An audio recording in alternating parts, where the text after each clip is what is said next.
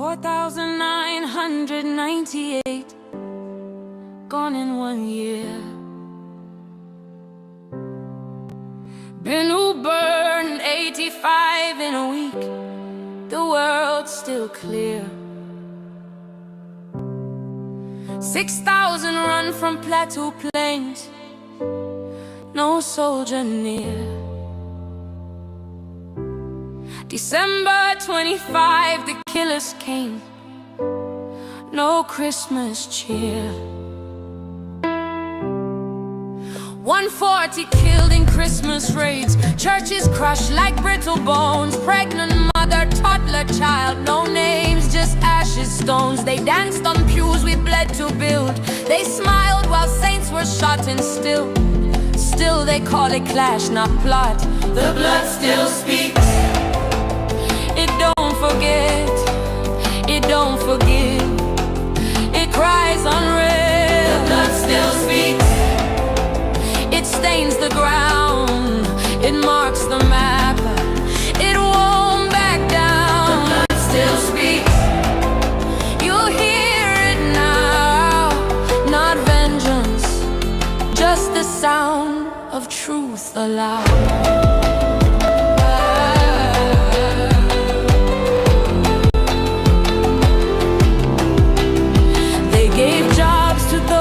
Killed us, built houses for those who burned. But our mothers sleep in sewage. Our church is still unreturned. They call them reform fighters. We call them neighbors' graves. We bury the baptized. They rebrand the depraved. And every time we cry for help, they quote our stats and peace. But you can't plant hope on land where justice is deceased. The blood still speaks. In burning fields, in Boko smoke, in Gwaza's hills. The blood still speaks. In Sunday shoes, still soaked in red, inside the pew. The blood still speaks. From girl to God, from grave to sky, from ash to rod. They killed us slow. They named it war. They blamed it tribe. They closed the door. But we know truth. It bleeds then burns. It waits in wells. It always returns. So build your silence tall and proud. Our blood will pull it down out loud.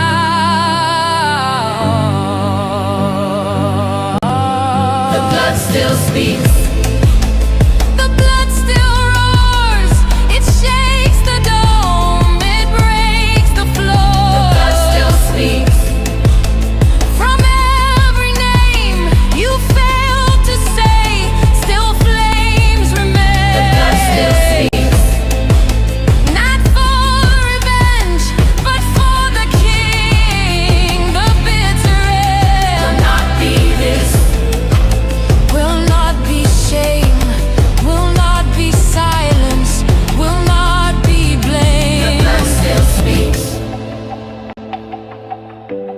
And it speaks your name. We are still here. We are not the end. We are the witness. The blood still speaks.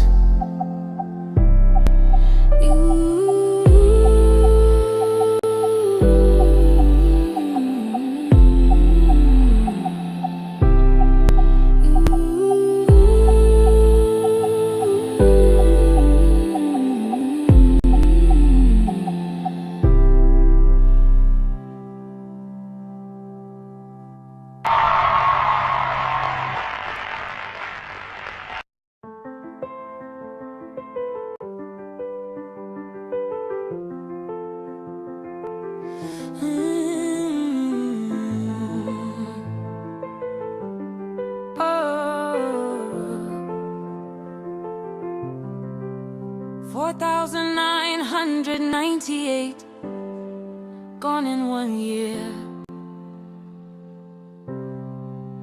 Been burned 85 in a week. The world's still clear.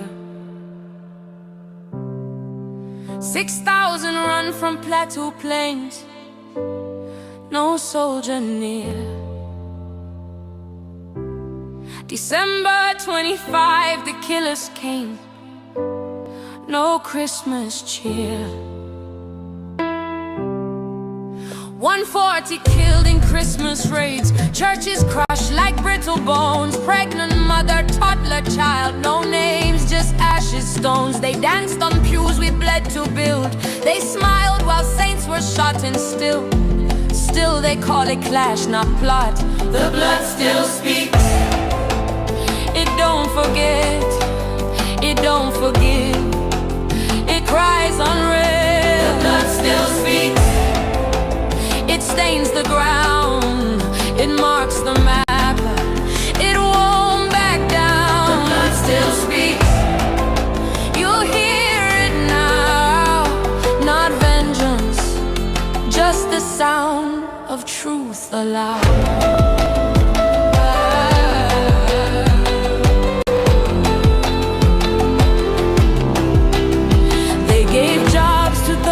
Killed us, built houses for those who burned. But our mothers sleep in sewage, our church is still unreturned. They call them reform fighters, we call them neighbors' graves. We bury the baptized, they rebrand the depraved. And every time we cry for help, they quote us stats and peace. But you can't plant hope on land where justice is deceased. The blood still speaks. In burning fields, in Boko smoke, in Gwaza's hills. The blood still speaks.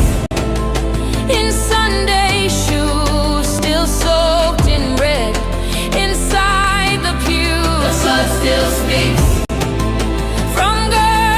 God, from grave to sky, from ash to rod. They killed us slow, they named it war, they blamed it tribe, they closed the door. But we know truth, it bleeds then burns, it waits in wells, it always returns. So build your silence tall and proud, our blood will pull it down out loud. The blood still speaks. The blood still roars. It shakes the dome. It breaks the floor. The blood still speaks. From every name you failed to say, still flames remain. The blood still speaks. Not for revenge, but for the king. The bitter end will not be this, will not be shame, will not be silence, will not be blame. The blood still speaks. And it speaks your name. We are still here. We are not the end. We are the witness. The blood still speaks.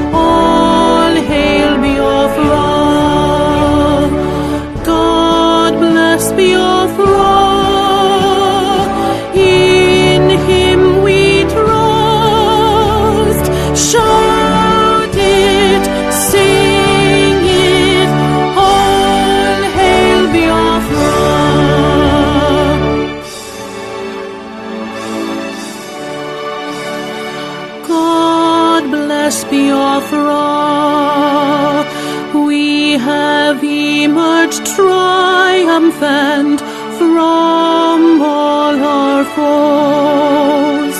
Through the crucible unscathed, we passed victorious.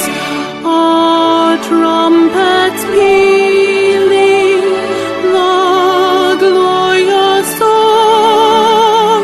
Play it, sing it, all hail Biafra.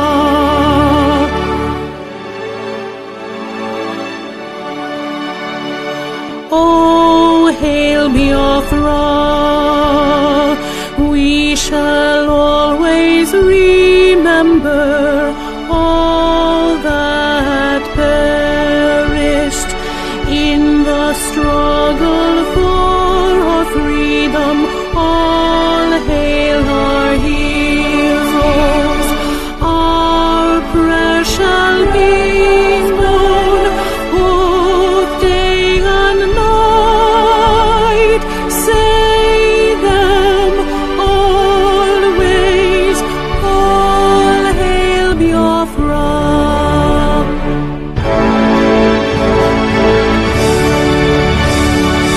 All hail Biafra. Now our star shines everywhere. We crave humility. God guide and protect us all. All hail your wisdom, shielding us from fury, unleashed by our enlightenment. Biafra, Biafra, shining forever.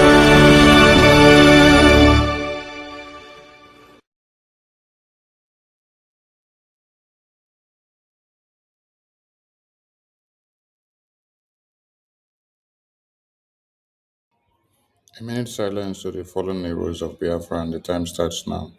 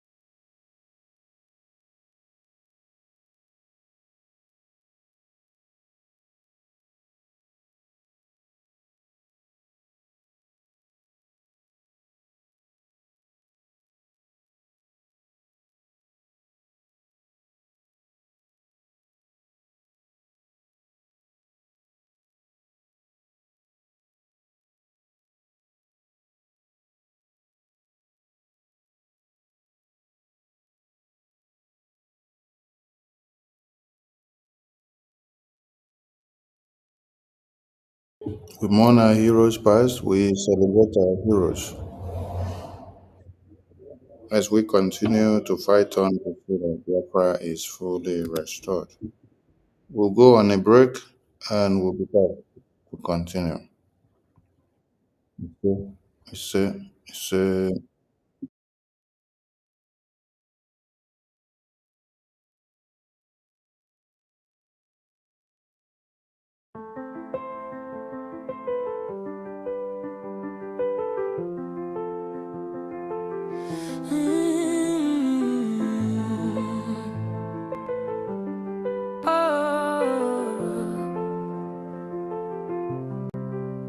4,998 gone in 1 year.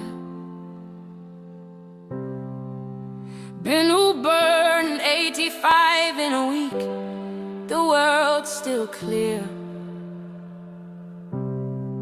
6,000 run from Plateau Plains, no soldier near. December 25, the killers came, no Christmas cheer. 140 killed in Christmas raids, churches crushed like brittle bones, pregnant mother, toddler, child, no names, just ashes, stones. They danced on pews we bled to build, they smiled while saints were shot and still they call it clash, not plot. The blood still speaks, it don't forget, it don't forgive, it cries unreal. The blood still speaks, it stains the ground, it marks the map, it won't back down. The blood still speaks, you'll hear it now, not vengeance, just the sound of truth aloud.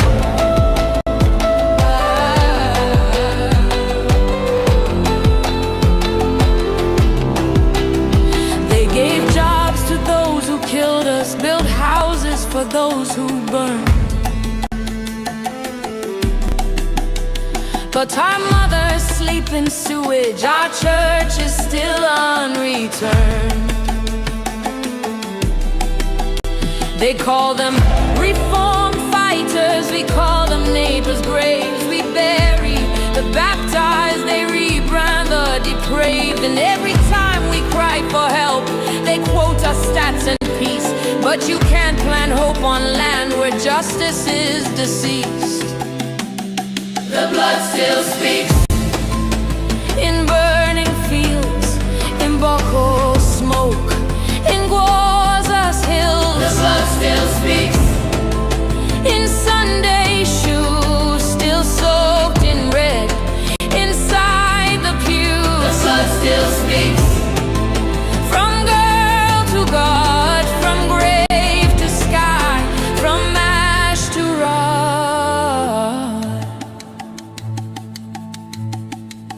They killed us slow, they named it war, they blamed it tribe, they closed the door. But we know truth, it bleeds then burns, it waits in wells, it always returns. So build your silence tall and proud, our blood will pull it down out loud. The blood still speaks,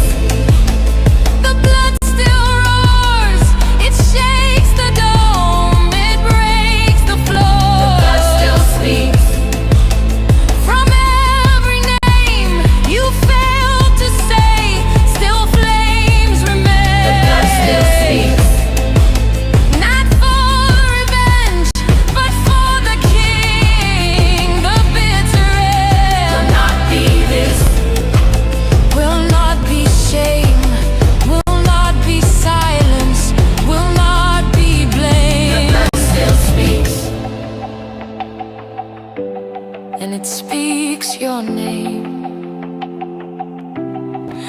We are still here, we are not the end. We are the witness, the blood still speaks.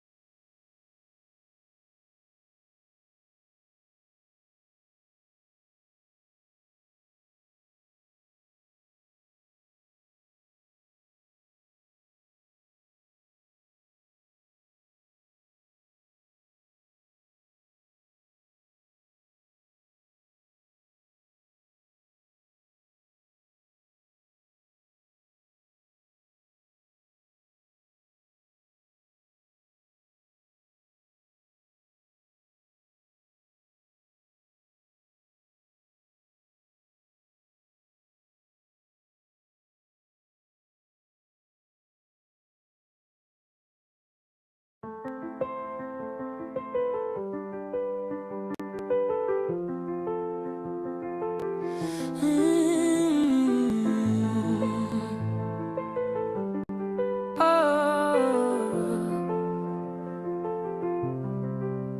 4,998 gone in 1 year. Been who burned 85 in a week. The world's still clear. 6,000 run from Plateau Plains, no soldier near. December 25, the killers came, no Christmas cheer. 140 killed in Christmas raids, churches crushed like brittle bones, pregnant mother, toddler child, no names, just ashes, stones. They danced on pews we bled to build, they smiled while saints were shot and still they call it clash, not plot. The blood still speaks, it don't forget, it don't forgive, it cries unreal. The blood still speaks, it stains the ground, it marks the map, it won't back down. The blood still speaks, you'll hear it now. Not vengeance, just the sound of truth aloud.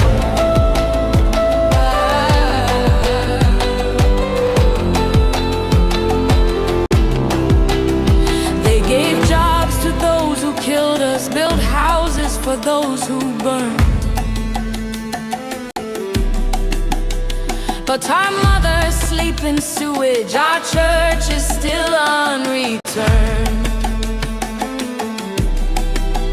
They call them reform fighters, we call them neighbors' graves. We bury the baptized, they rebrand the depraved. And every time we cry for help, they quote us stats and peace. But you can't plant hope on land where justice is deceased. The blood still speaks, in burning fields, in Boko smoke, in hills. The blood still speaks, in Sunday shoes, still soaked in red, inside the pews. The blood still speaks, from girl to God, from grave to sky, from ash to rod. They killed us slow, they named it war, they blamed it tribe, they closed the door. But we know truth, it bleeds then burns, it waits in wells, it always returns. So build your silence tall and proud, our blood will pull it down out loud.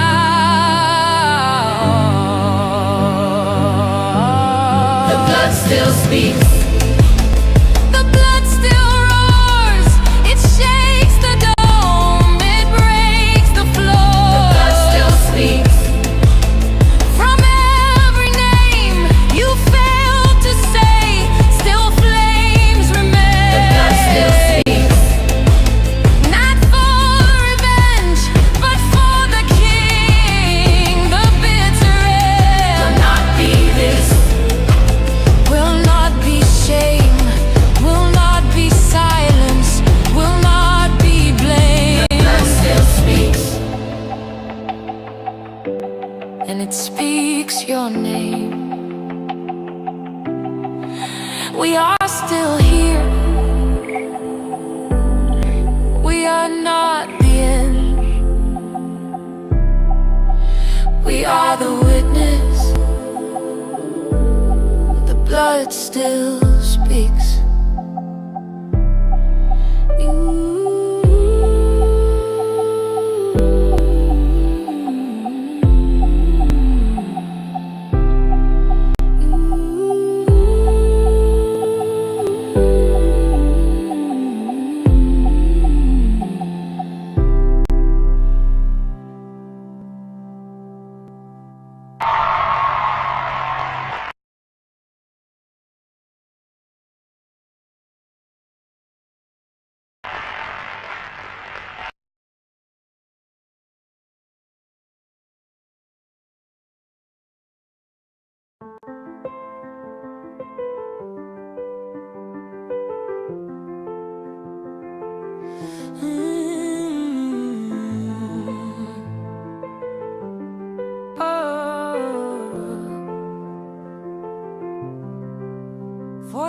2,998 gone in 1 year. Been who burned 85 in a week. The world's still clear. 6,000 run from Plateau Plains, no soldier near. December 25, the killers came, no Christmas cheer. 140 killed in Christmas raids, churches crushed like brittle bones, pregnant mother, toddler child, no names, just ashes, stones. They danced on pews we bled to build, they smiled while saints were shot and still they call it clash, not plot. The blood still speaks, it don't forget, it don't forgive, it cries unreal. The blood still speaks, it stains the ground, it marks the map, it won't back down. The blood still speaks, you'll hear it now. Not vengeance, just the sound of truth aloud.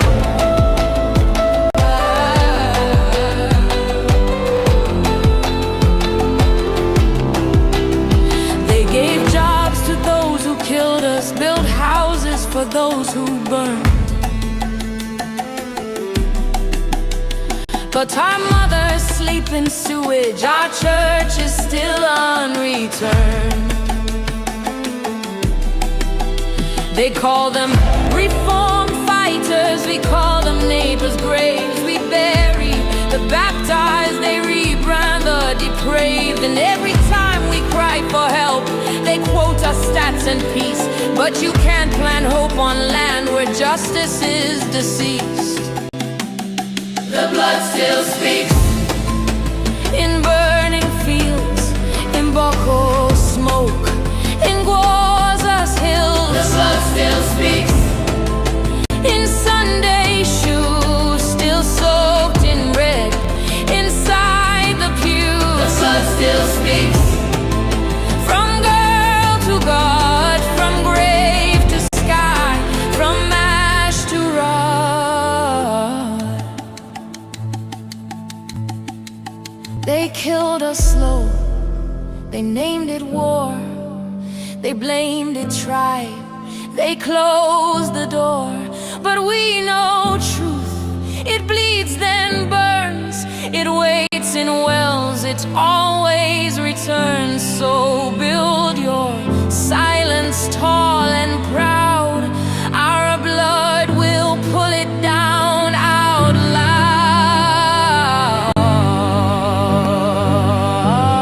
The blood still speaks,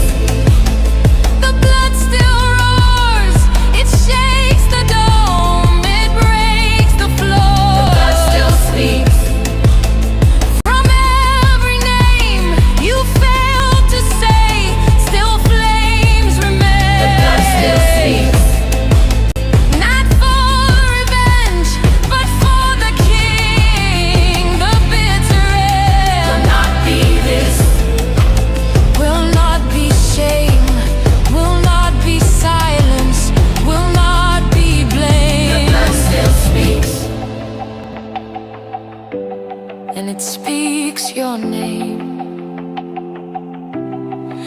We are still here, we are not the end. We are the witness,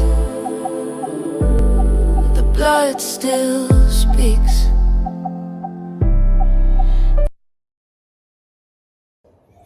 Dear word to everyone, I greet you all and I bring you warm greetings. There is the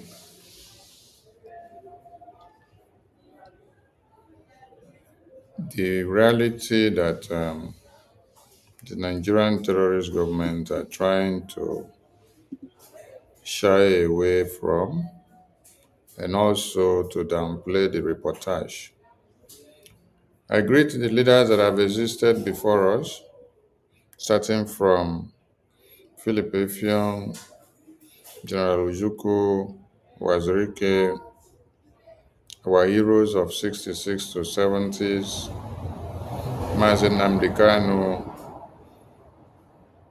Ikonso, our Biafra Defense Forces, and all Biafrans that are fighting on till this very day, and our APM and the entire BRGIE cabinet, and everyone doing all they can to make sure something happens.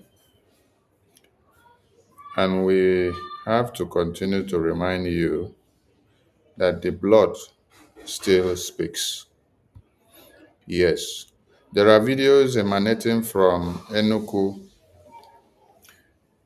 where Fulani terrorists invaded some communities and were told they abducted over 10 persons, and then they killed one on the spot, and then they went away with over 10. Then we are asking Pitamba, these are the communities where you turn the head of these communities against the Biafra Defense Forces. So now that you bring the terrorists to come and kill these people and then abduct many of them, these people now become helpless. They become helpless in one way because they have followed you to sabotage the Biafra Defense Forces, and then thinking that you came for them, for their interest, not knowing that you came to align with the Fulani terrorists to wipe them out. The blood still speaks. And when you kill David, you will not see David in the time of war to come and defend your lands. When you kill Joshua, you will not see Joshua in the day of war to come and defend your land. When you hunt down Samson, you will not see Samson the day of war to defend your people.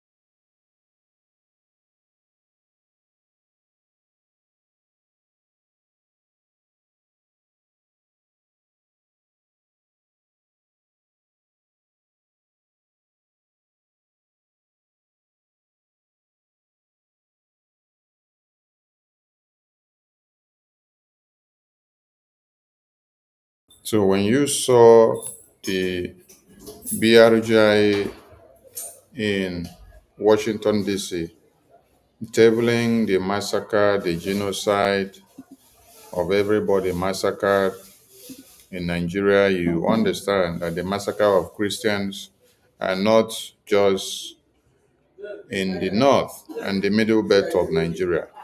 The video you see on the screen now I'm playing is evidence of the ongoing massacre of Christians and the genocide that is happening.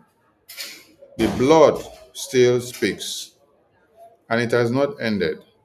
And if you see what is on the screen there written, behind each coffin is a story. Behind each coffin is a family. Behind each coffin is a dream. Behind each coffin is a baby. Behind each coffin is a child. Behind each coffin is a mother. Behind each coffin is a father. Behind each coffin is a nephew. Behind each coffin is a niece. Behind each coffin is an uncle. Behind each coffin is an aunt. When you turn blind eyes to this tragic situation, which is against the Christians, you're not helping matters. We remain very thankful and loyal to all Biafrans that have been contributing immensely to sustain the Biafra Defense Forces in all over Biafra land. Because if you were not doing it, and if this volunteer army of Biafra did not put their lives on the line, it wouldn't have come to be. These numbers you see here buried on daily basis would have increased. But there is a challenge that needs to be put on ground, because we have come to see that in the entirety of one Nigeria, it's only the Biafran people that have some of the courage to be able to destroy the contraption called Nigeria. Because if you don't destroy the contraption will continue to destroy all of you, just like this. You will be burying your loved ones like this. You'll be burying your babies. You'll be burying your children, your wives and husband and uncles, brothers and sisters on daily basis. And when you finish, you will come back wailing and crying back to the same government who aids and abets the same Islamic jihadist terrorists that have done this to you. So it's not time for lamentation. It's not time for weeping. It's not time for uh, gnashing of teeth. It is time to brainstorm.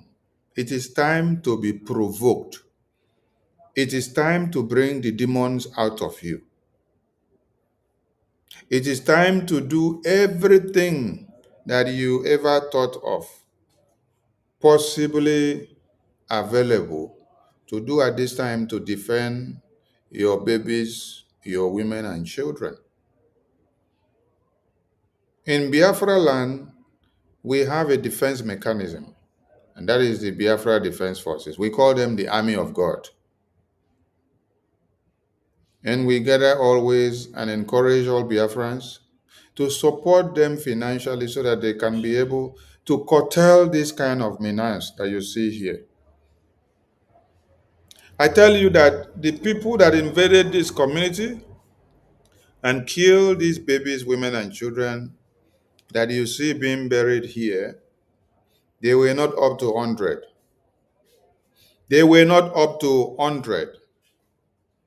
They may have been 10, they may have been 20.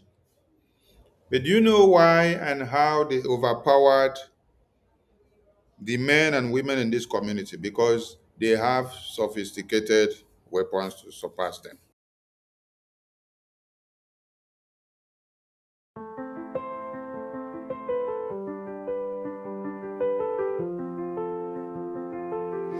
Oh,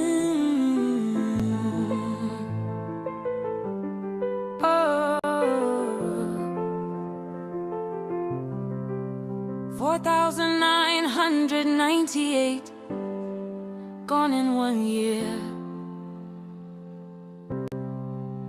Been who burned 85 in a week. The world's still clear. 6,000 run from Plateau Plains. No soldier near. December 25, the killers came. No Christmas cheer. 140 killed in Christmas raids. Churches crushed like brittle bones. Pregnant mother, toddler child. No names, just ashes, stones. They danced on pews we bled to build. Pregnant mothers killed, babies ripped off the mothers' wombs, and nobody cares about their story. They moved them from houses where their parents built, and they now find themselves in IDP camps like this, where they use tarpaulin to now make their houses. People that had homes. But there is this imported Islamic jihadist terrorists that have been brought in to turn their homes to their own and then send them away. This is where they now live. Do you now see where they live? This is where they now live. They take them away from their own real houses and bring them into this kind of places to stay. Biafran people are not running away from their homeland to this kind of places because of what? Because of the Biafra Defense Forces. Because there is a government that stood up to speak for them. It is that same government that stood up to speak for them that is still taking the matter of Biafra and Nigeria to the international community, creating awareness, drawing diplomatic lines and engagement to see that Washington, D.C. come into play. Biafra Defense Forces have been doing a lot. And if you see why and how the Nigerian terrorist government are going after them to kill all of them, it is because Biafra Defense Forces are stopping this genocide from happening in Biafra land everywhere and on daily basis. That's why. If you see the reason why Mazi Nnamdi Kanu was kidnapped, because he formed ESN and was preaching to everybody that these terrorists are coming and that you need to arise and defend yourself. So basically, Mazi Nnamdi Kanu was kidnapped because of stopping this genocide happening in Biafra land. And the same genocide is happening in every part of Nigeria now. That is why all these Nigerian people now have come to the understanding and knowledge that Mazi Nnamdi Kanu was right. And so that brings us to all of them throwing their support to the release of Mazi Nnamdi Kanu now. When Mazi Nnamdi Kanu was kidnapped in Kenya and brought to Nigeria, they celebrated the victory on the national television of Nigeria. They spoke in Fude Fude, a language that you in the East and West do not understand. They spoke in the language which only Northerners understands, to explain the modus operandi of how they kidnapped Mazi Nnamdi Kanu and brought him to Nigeria. So you were like the goat, while the Northerners of Nigeria were like the undertakers that plays the fast game. Are you getting the point? Today, that same mouth that you people sang the praises of Nigerian terrorist government for the kidnapping of Mazi Nnamdi Kanu, it is that same mouth that you all use today to sing to the release of Mazi Nnamdi Kanu. It was sweet and melodious when you guys were singing joyously to the kidnap of Mazi Nnamdi Kanu. And it's now time for all of you to still sing again to his release.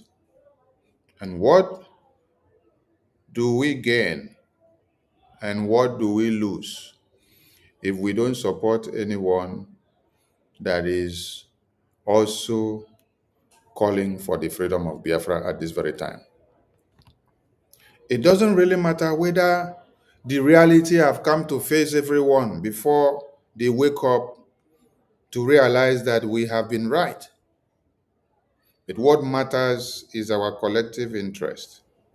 Because you call for the freedom of Biafra today, or you don't call for the freedom of Biafra today, I want to ask you, does it stop this blood to still speak? If you call for the freedom of Biafra, or you refuse to call, you shy away from it today in Nigeria, does this blood that is speaking stops? Does this blood that is speaking in Benue stop? Does the blood that is speaking in Niger State stop? Does the blood that is speaking in Zamfara, Plateau stop?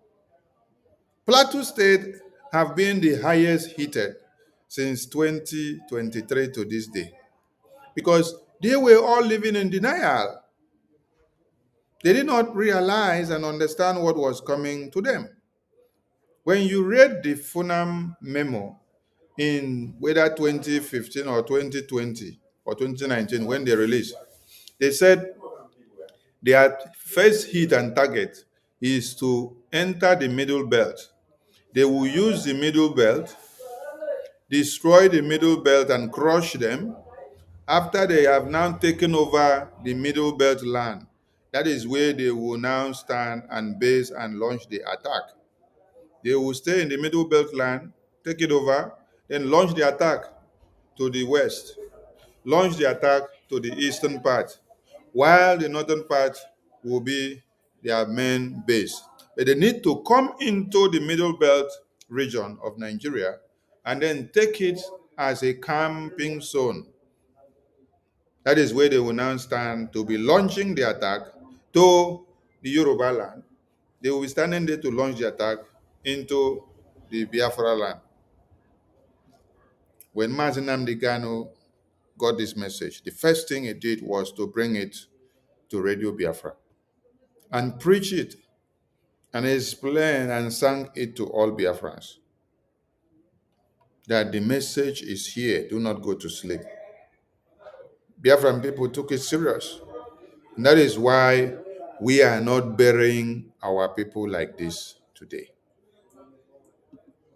That is why there is an army that is standing to stop this genocide in Biafra land.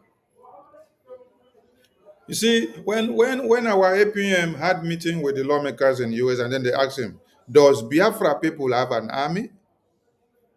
And then he proudly answered them, yes, Biafra people have an army.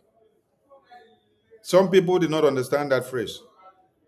Do you now understand the advantage of having an army?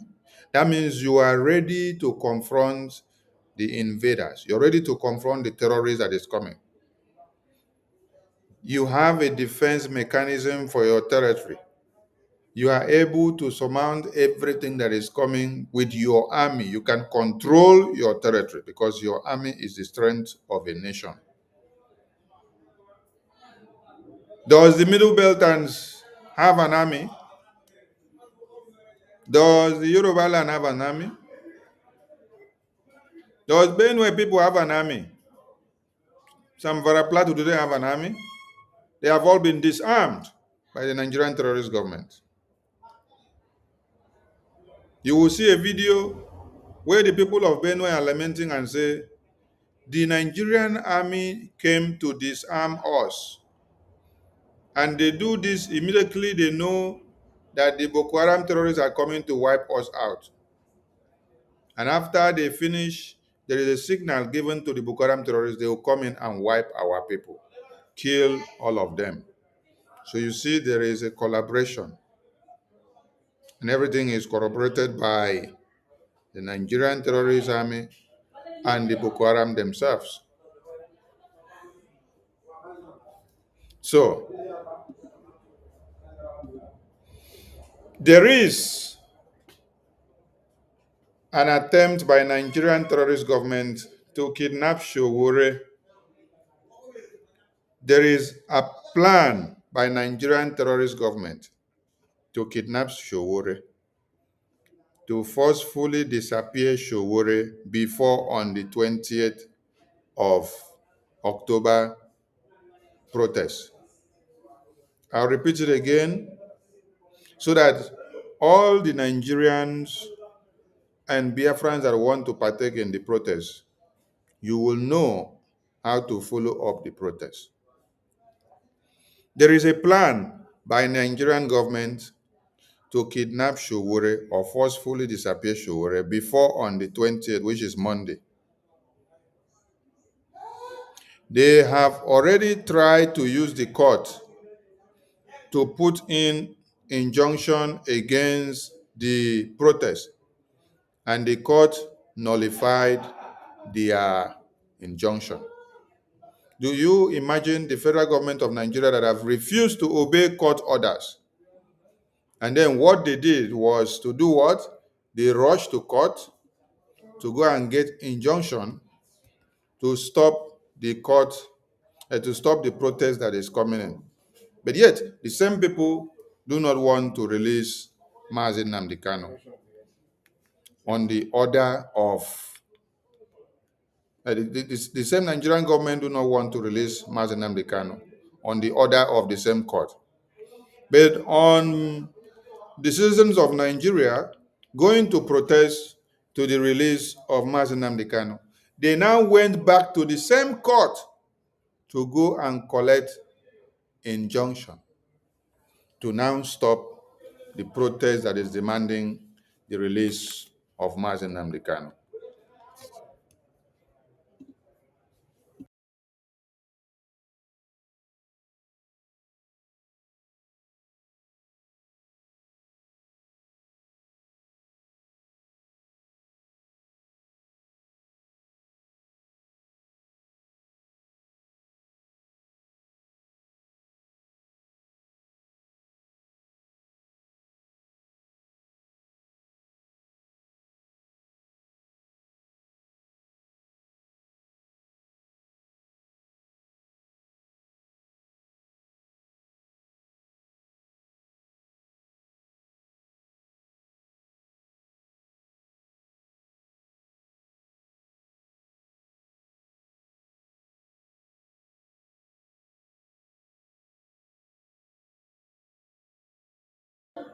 If you can see what is on the screen, this is Attorney Michael Okpara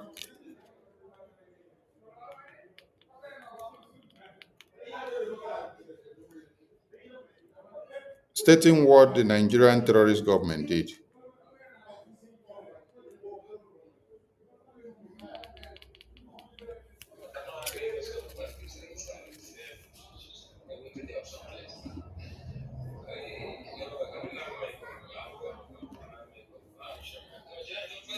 I believe everybody can see what is on the screen.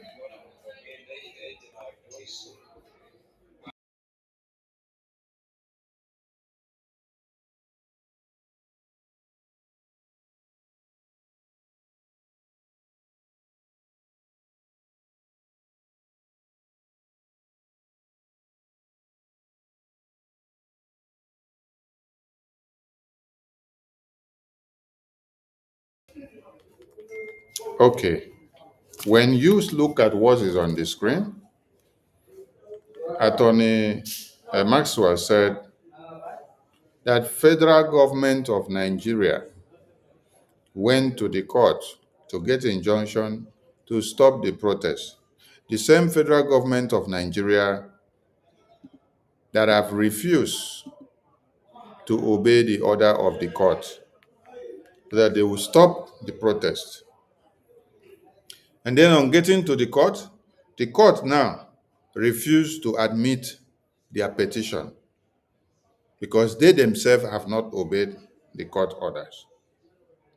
So if this same court is not compromised, if you were able to reject the federal government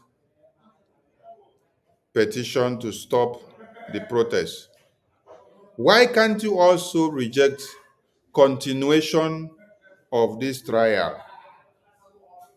Why can't you also reject the continuation of the trial? It is Nigerian government that will mandate them to open the courtroom and proceed on the shambolic trials.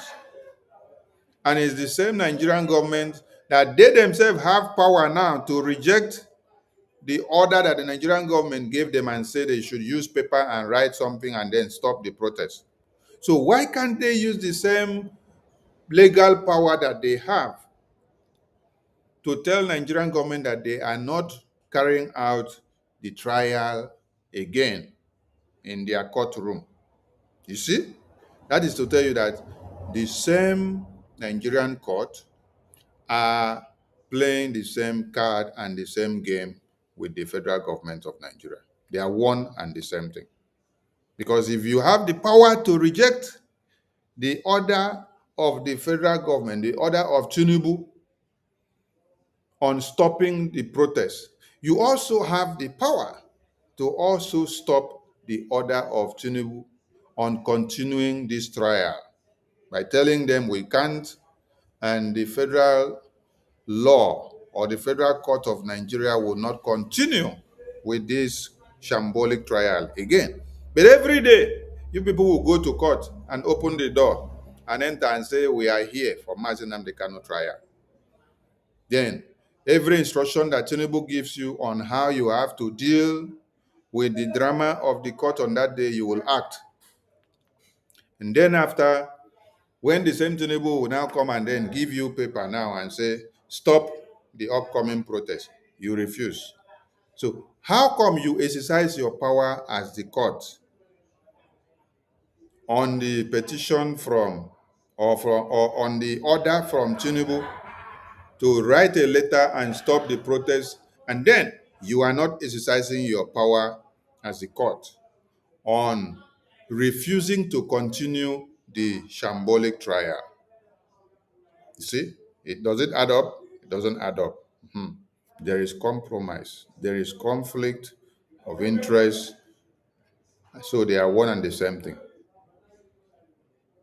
So after this very one, Nigerian police have dropped a Takia memo. And the Takia memo they have dropped is that they are communicating to the police that they should lock themselves in the barracks. This is the same memo.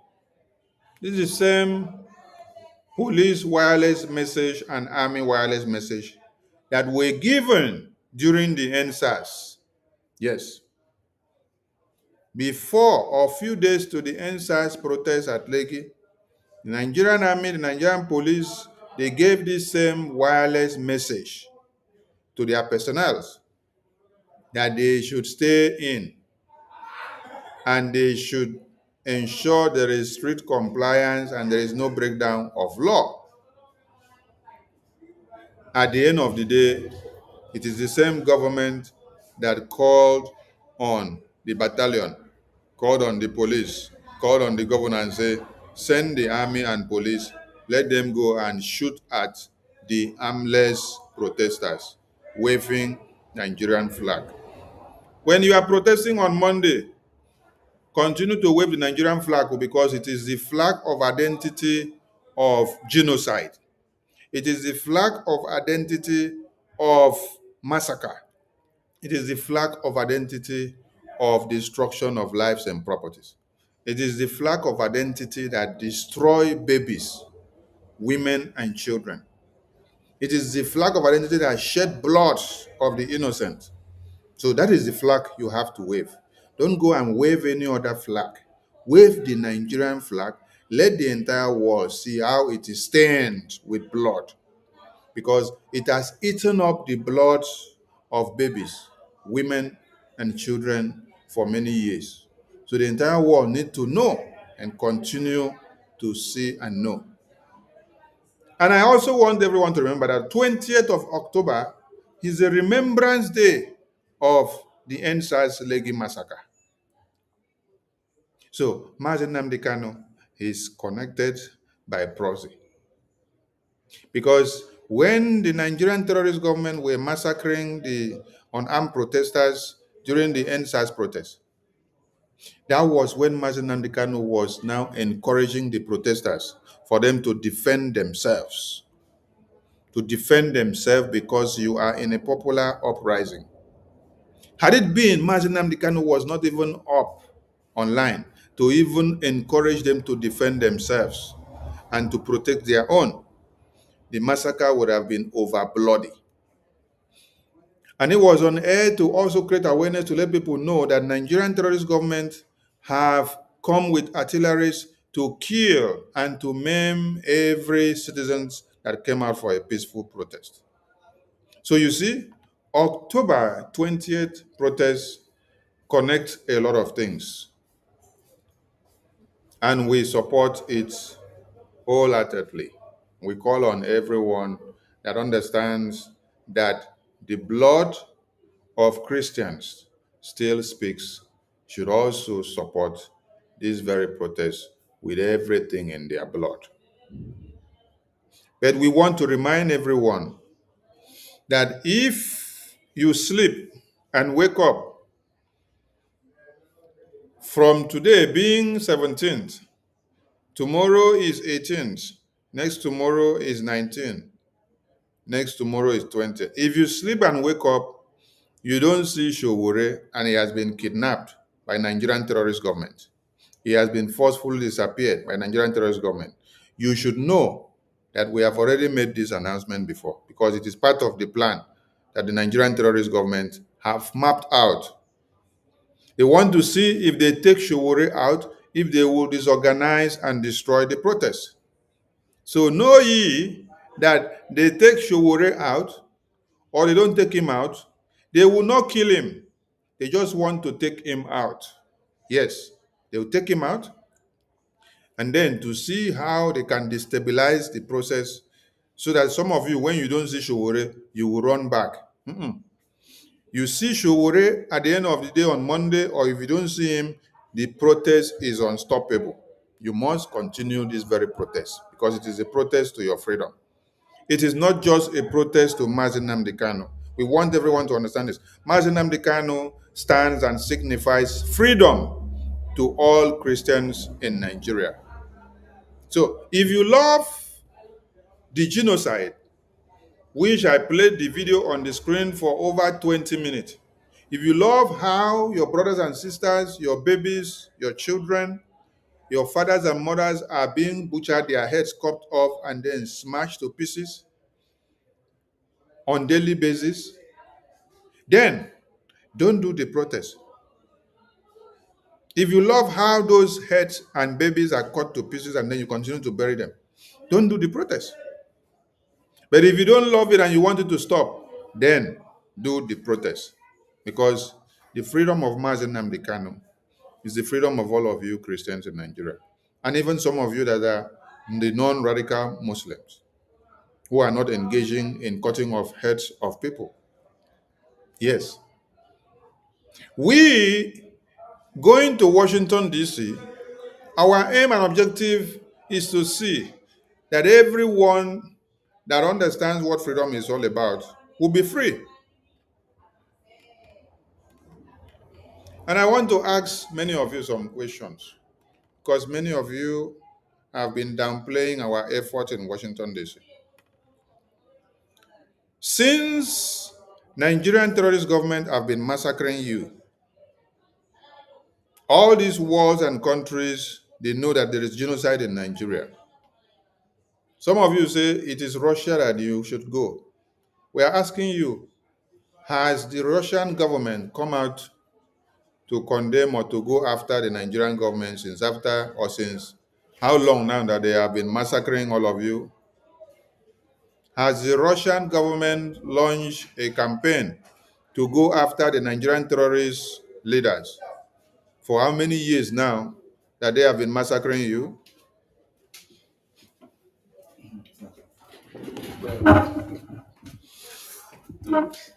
Has the Russian government gone after the Nigerian terrorist government for many years now that they have been massacring you? What has the Russian government done so far for you? Canada government have held Nigeria on their neck. They declared the APC and the PDP government a terrorist government. Now, under Donald Trump's administration before Joe Biden came in, he put Nigeria on where? The list of countries of particular concern before Joe Biden came and removed them. Did Russia government not exist since that time? Russia government has not existed since 2020, since 2002, since 2006. What has Russian government done for you? Some of you actually claims you know much and it is only Russia that have the solution. But let us see the track record of what Russia has come to do for you. For over how long now that the Nigerian government have been massacring you? Which country has ever been speaking and placing sanctions on Nigeria? Is it Russia? Show me one sanction that Russia has placed on Nigeria since 2002 that Nigerian government have been massacring you. We just want to know. Because when we see this track record, we know, okay, Russia have done this against Nigeria because of the massacre of Christians. So now we can go ahead to this side and do this. So now we can go ahead to this side and do this. We're asking a simple question.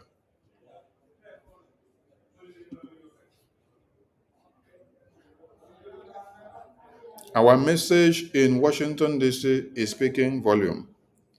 So we want everybody to understand that what you're doing, Nigerian terrorist government are crying about it. And they are feeling the heat because of your effort. Now, let us go and see how far the cry of the Nigerian terrorist government are going against the Biafra Republic government in exile and work. Let us go here. Because it's good to see them cry. It's good to see them lament. They don't lament like this. It means we are not allowing them to lament, to tell what we are doing to them. So let's go here and let us see how far the cry of the Nigerian terrorist government are. You will see how their languages are and how they are even unable to go with it. What is the name here? And this guy looks very hungry. When you see his tie and his small baby wey never mature, talk less of grow. They like say he just begin dey start work. Be like say na him first work na him be this one for Tinubu administration. Anyway, they say he is senior special assistant to the Nigerian president. Senior special assistant to the Nigerian president. So he is trying to showcase his prowess. He's trying to showcase how good he is by using Biafra Republic government in exile to start his article. So that BABA, Madam K, you're laughing at that BABA. At least, if to say that in BABA, he full like this my own now. I go talk say, okay.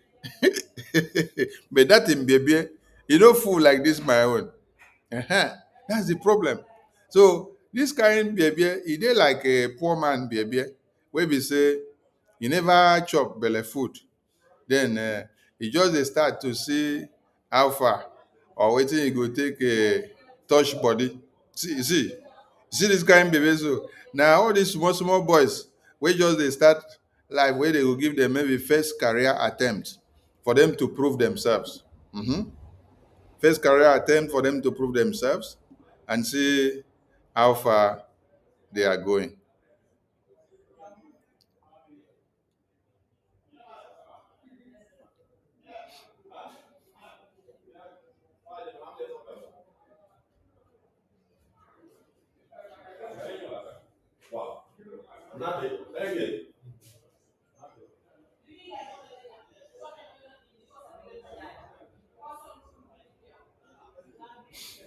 All right, we continue. So coming back here, after looking at this boy, they say his first work that he needed to do to please Tinubu is to see that he come and write about Biafra. But there is something interesting here. In his quest to write about Biafra and to tag the Biafra independence lobbying team and group that is playing the game in Washington, D.C., in exile, he decided to shoot himself on the leg. Yes. If a senior special assistant to the Nigerian president on digital communications, engagement, and new media strategy is actually coming to acknowledge that there is a Biafra Republic government in exile, and that the work of that Biafra Republic government in exile is to do what?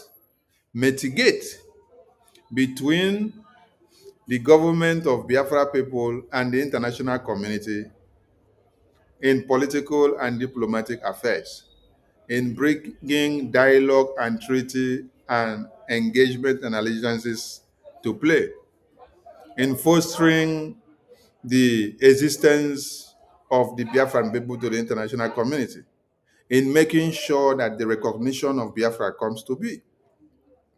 So when you see that they are talking on Channels Television, Arise Television, NGA, AIT, and they try to evade the pronouncement of acting Prime Minister, Biafra Republic government in exile, Prime Minister, Biafra Republic government in exile, you now understand that they are crying. You now understand that they are crying behind the scene on daily basis on how to deal with Biafra Republic government in exile. And I am showing them the website. Oh, here is the official website that is running underneath the program. That is the official website of BRGIE. If you want to know more about us, go there. You will see all the diplomatic achievements of BRGIE. When you go there, the first button you see there will tell you, click here to view the daily diplomatic achievements of BRGIE in Washington, D.C. and globally. So you will click. When you click, it will open and show you every achievement and daily work that is happening around the clock. Recent news and publications, everything you need to see. You will, first of all, you will see the testimony which we submitted to the US Congress against Nigeria and against Finland, and our request to sanction Nigeria and sanction Finland. So when you hear of these sanctions now blowing out from the US senators, you can now understand that BRGIE blew the trumpet about place sanctions on Nigeria far back in July or August, right?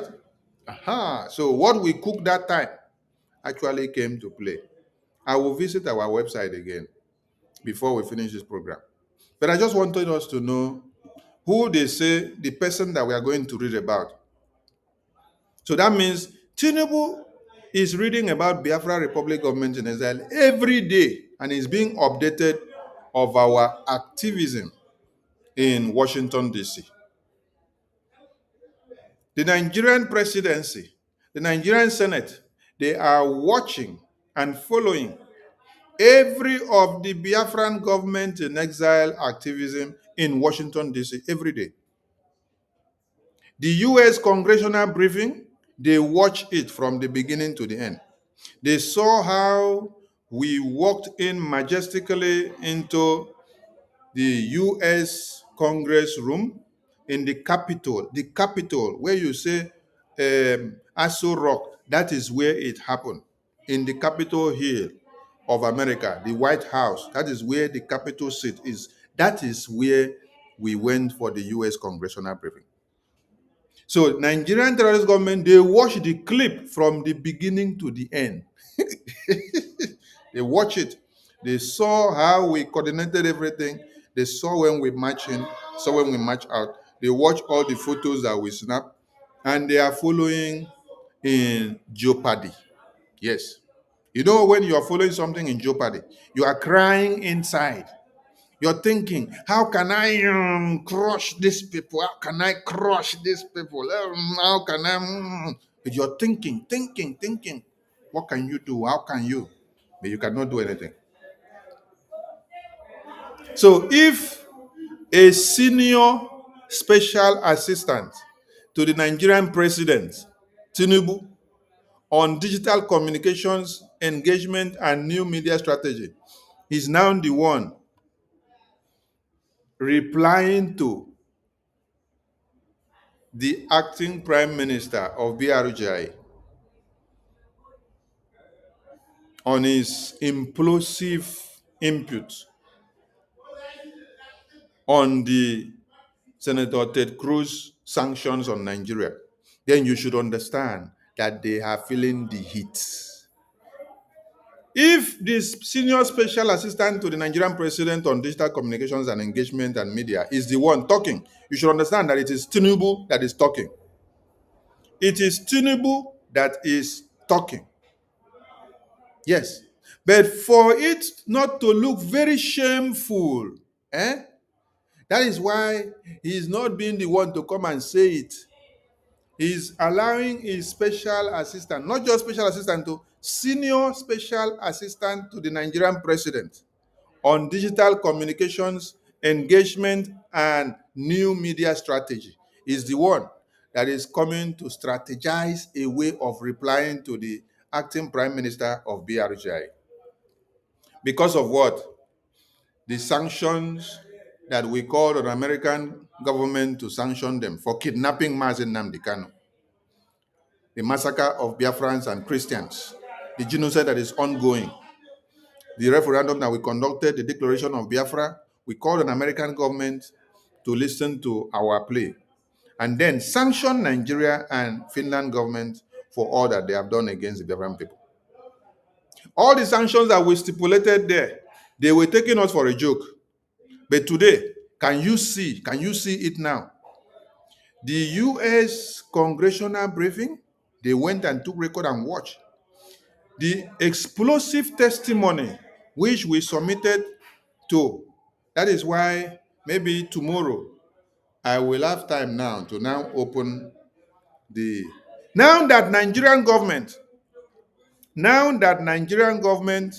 have now come out openly to acknowledge that they read through the explosive testimony that BRGIE submitted to the US government. Now that they have come out, the presidency of Nigeria have come out to say, yes, they are aware, they see what we are doing. They read through the explosive testimony. Now that they have come out openly to accept now, to also acknowledge the work that BRGI are doing in Washington, D.C. Now that they have come out to, I will now go and open that congressional testimony now. We will come and open it and read it for them.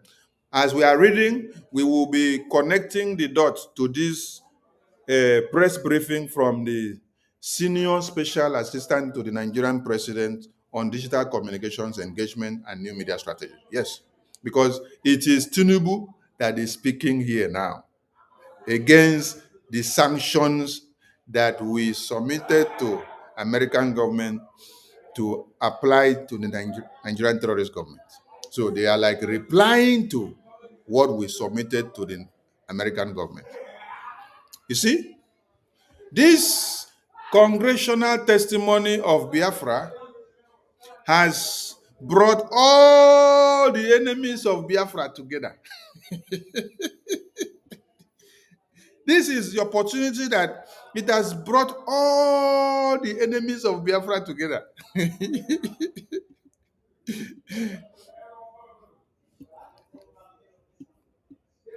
The congressional testimony of Biafra against Nigeria has brought all the enemies of Biafra together. You put all their heads together like this and then smush.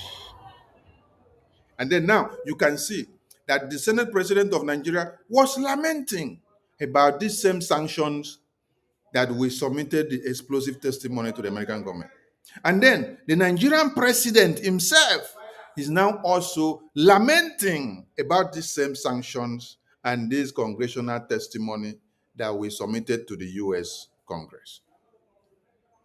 The ministers, the governors of Nigeria, they are also lamenting about this very congressional testimony.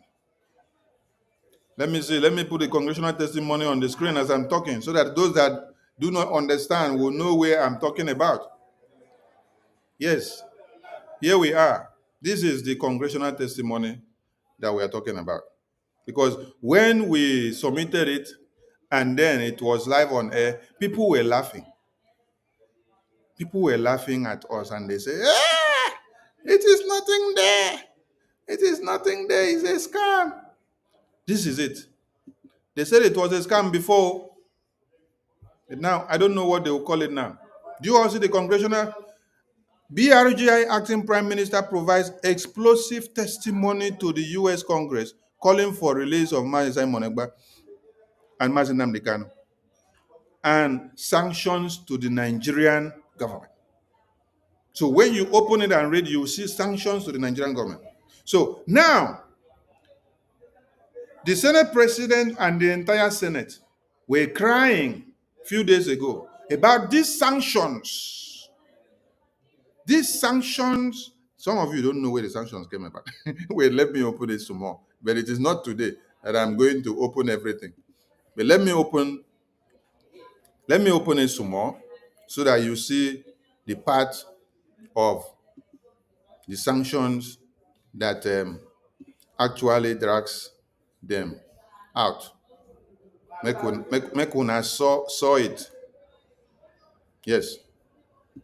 This is the part of the sanctions that drag them out, that they are crying.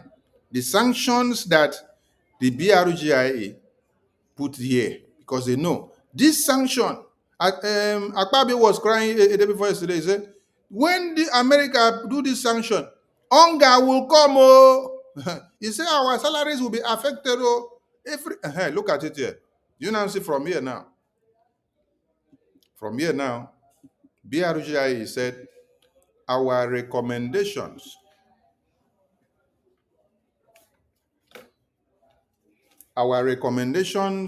on the basis of the foregoing are as follows. We most respectfully request for the following. Can you see it on the screen? Okay. Here is the sanctions. So these are the sanctions on the screen. When you heard Akpabio cry about the sanctions did not come from heaven. The sanctions came from what Biafran government in exile submitted to the US government. This is what Akpabio was crying about. And this is what President Tinubu is also crying about. So when you heard them cry that the sanctions that is coming is going to affect us, so you ask, where did the sanction come out from? The sanctions came from here. This is what BRGIE asks of US government, that we urge the US to invoke the Global Magnitsky Human Rights Accountability Act, subtitle F of title XII of PL 114-328 to identify and impose travel and financial restrictions on all officials of the federal government of Nigeria and any Nigerian non-state actors implicated in the killing of Biafrans Christians in their homeland in southeast Nigeria. Do you now see where the cry? Do you now see where the cry of the Nigerian government were coming from? Do you now see how the Senate chambers were crying that this sanction that America is going to put on them is going to affect them all? So somebody will ask, where are these sanctions coming up from? Who submitted the idea of sanctions to US government that Nigeria should be sanctioned? That is why BRGIE told you people we are responsible in supplying all the information to make sure Nigeria is sanctioned and their officials. You see? Then we went on again. Second, we urged the US government, including through targeted sanctions or tariffs, to pressure the Nigerian government to release Mazi Nnamdi Kanu and allow him safe passage out of Nigeria. Are you people seeing all the sanctions? They didn't play the show, small. Now they say, this is how you slept and woke up and saw how American lawmakers are shooting all the bullets against Nigeria now. Some of you think that it is magic. No, it was no magic. So I will take you back again to our website to see the date. To see the date that we made this publication. This thing was submitted since June. Look at it. This was submitted since June. Since June. But when the US government, after review, come to publish it, we got it on the internet, available around when? On their internet, around, let me see, around when was it brought? Okay, that was in July 29. Around July 29, that was when it came out to their website. After they have assessed and review it and see every evidence that we presented, that they were just and okay. So before the US Congress will accept a petition that you are putting against another country or a testimony, and then they review it and then later accepted it and put it in their official website, hey, you should know that something is going on. No be kwe people go meet US government, submit something against Nigeria, and then they will listen to you. No! That is why when Mazi Nnamdi Kanu was talking in the court, he said, support the ambassadors of Biafra. Do you know who the ambassadors of Biafra are? You don't expect him to say support BRGIE. No. You don't expect Mazi Nnamdi Kanu to say support BRGIE. No. You need to speak in riddles.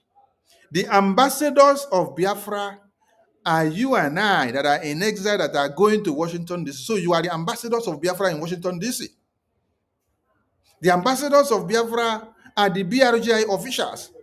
This is the APM and his entourage that are going to meet the lawmakers in America. All of you that are contributing to make sure there is 50 cents, 100 cents, 1,000, 2,000 for us to pay the lobbies to make sure that this work is happening in Washington, D.C. You are the ambassadors that Mazi Nnamdi Kanu was talking about. So he said Biafrans should go and support and do fundraising where the ambassadors of Biafra are. Because these ambassadors of Biafra, they are doing something in Washington, D.C. and it is speaking volume. Do you get the point? And he is getting the message. Mazi Nnamdi Kanu is getting the message.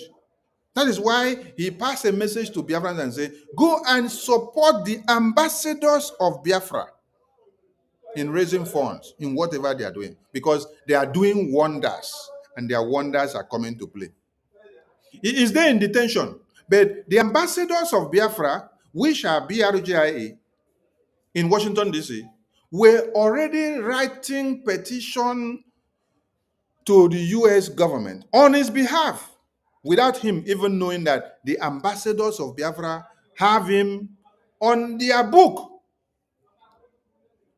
And then our prime minister, we have him on our book as we are petitioning the U.S. government, as we are submitting testimony to the U.S. government to deal with Nigeria and Finland. Our prime minister's case, our supreme leader's case is on our book there.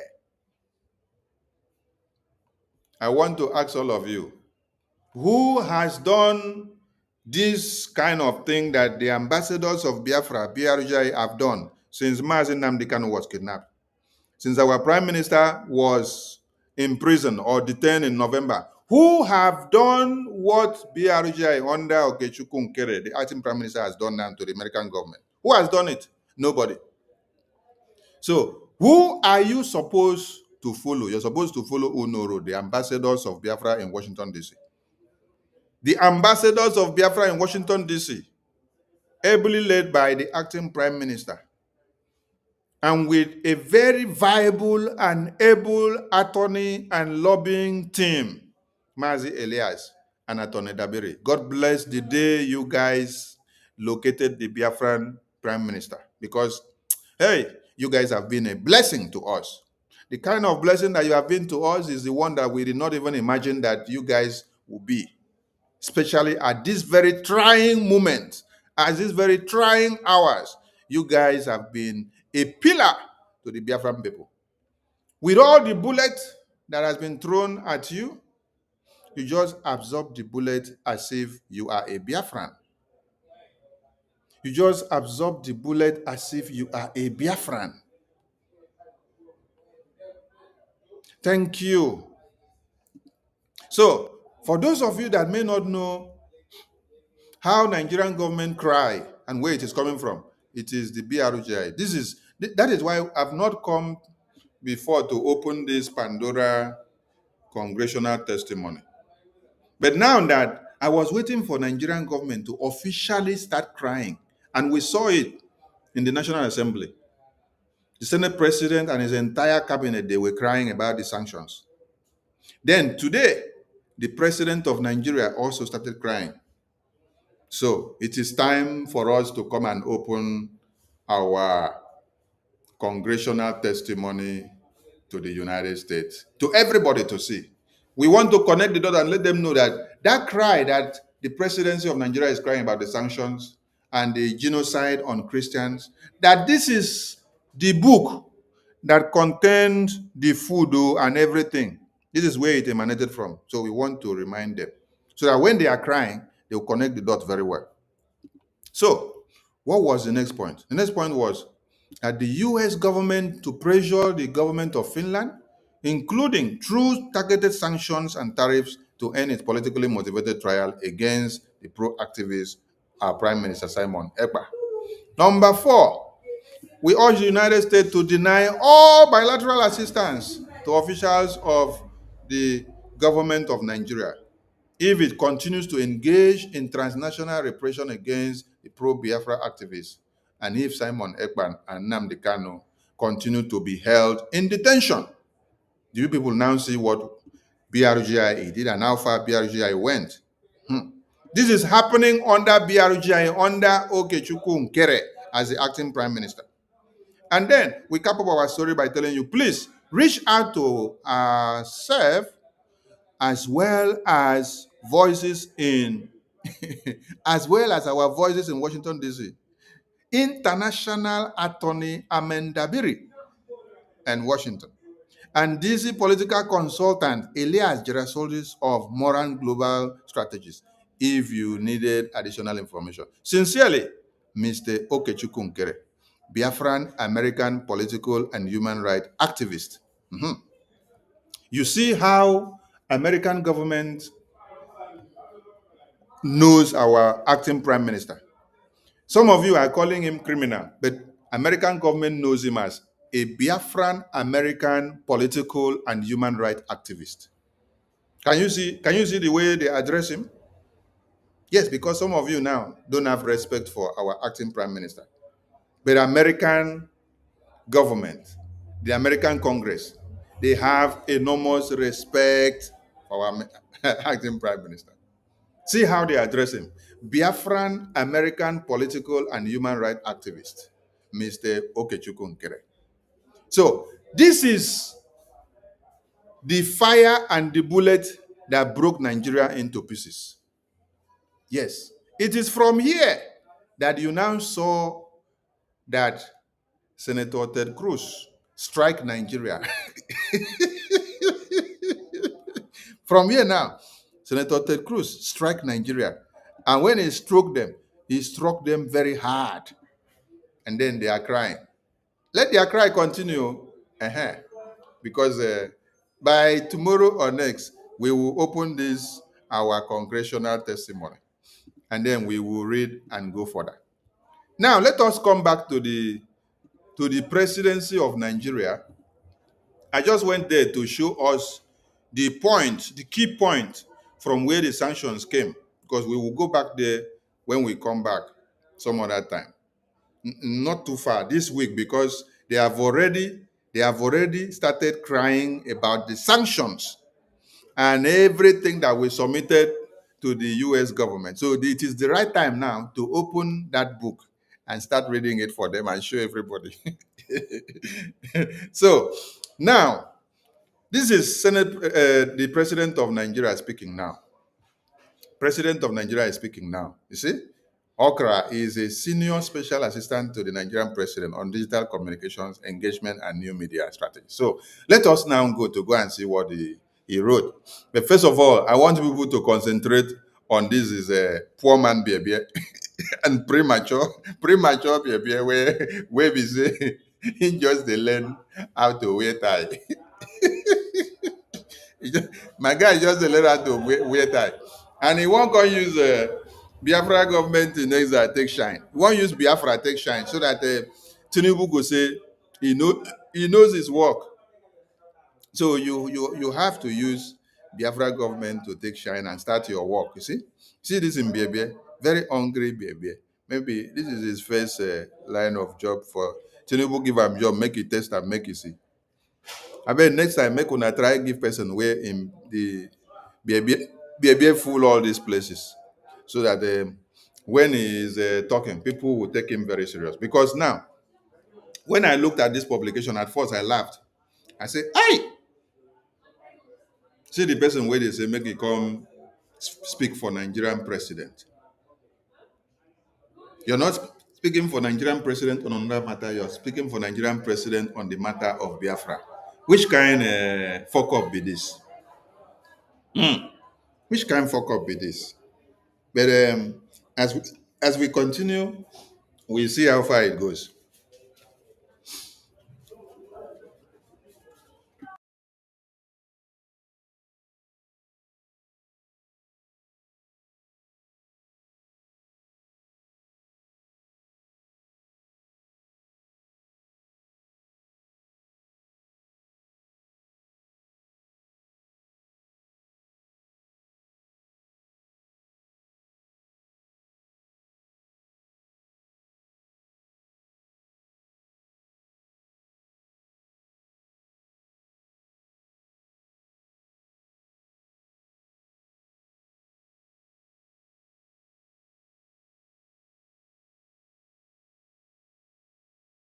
Thank you and welcome back.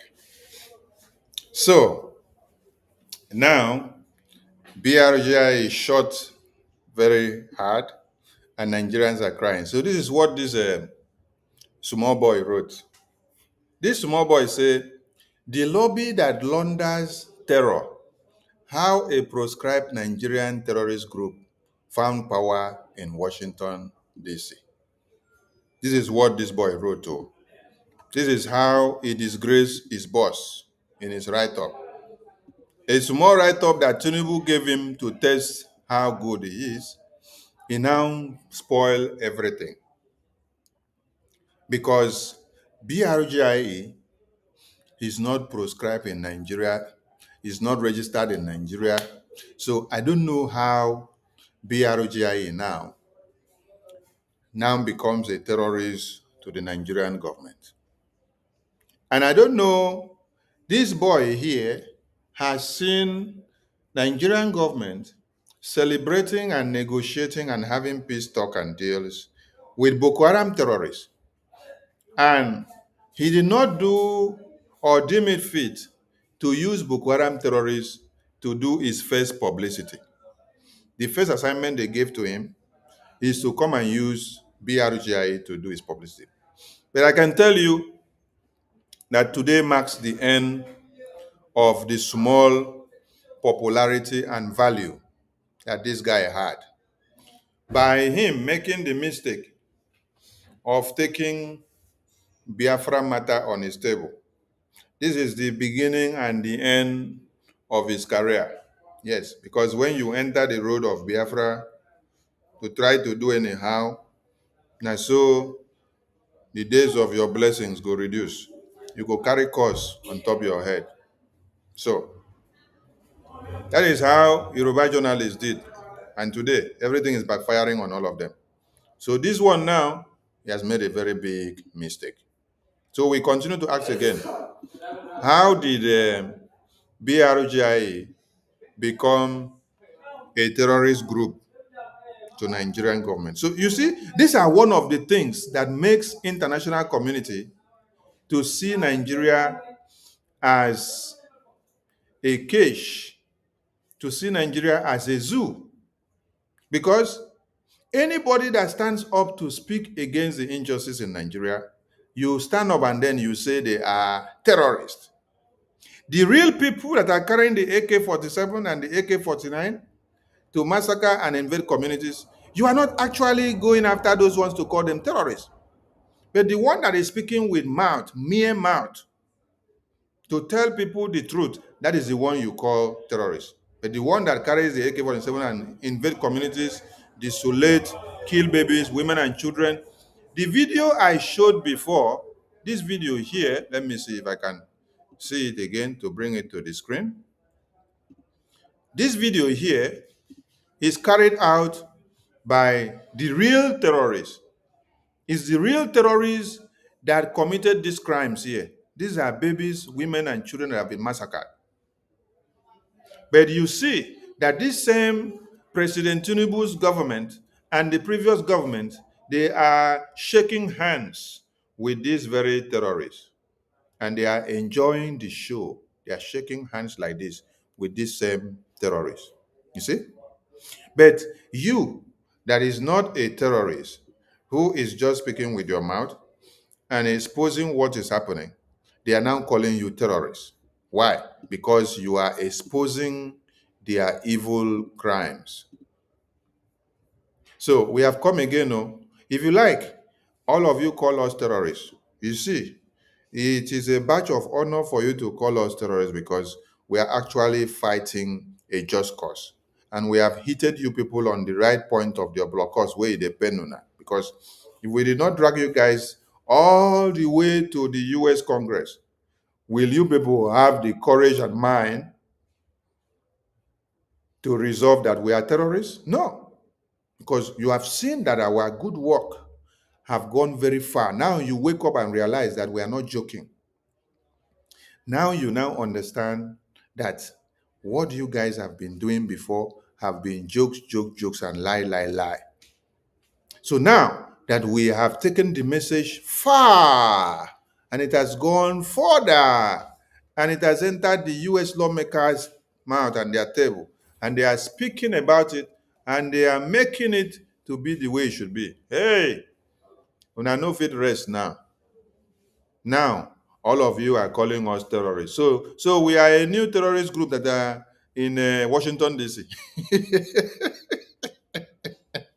So anyway you hear Biafrans now, Nigeria tax them terrorists because Biafrans want independence. So because we want an independent state, we are terrorists. But Boko Haram terrorists who are actually maiming and taking over communities, causing everybody to wail and gnash their teeth on every day and cry, those ones are not terrorists. But we now, who are talking to the defense of those people that you massacre and kill on daily basis, now we come be the real terrorists. Hey, hello, Meru. Inokwa. Biafra people, terrorists. Because they stand up for independence. They now become terrorists. All the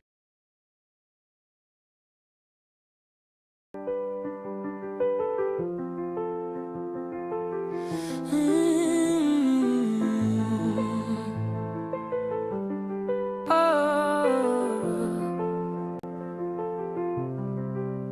4,998 gone in 1 year. Been who burned 85 in a week. The world's still clear.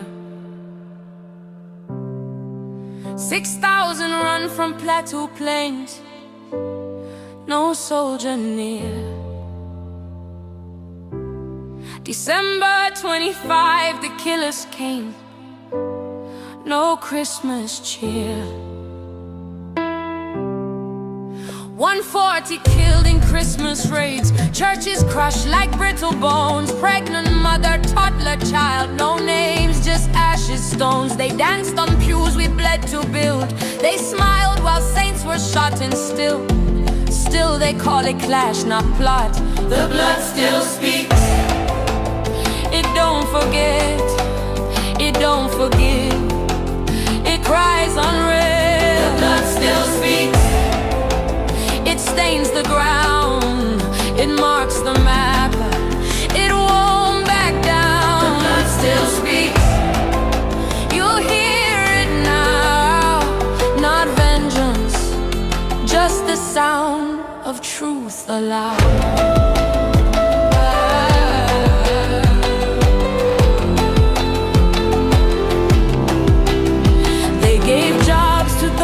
Killed us, built houses for those who burned. But our mothers sleep in sewage. Our church is still unreturned.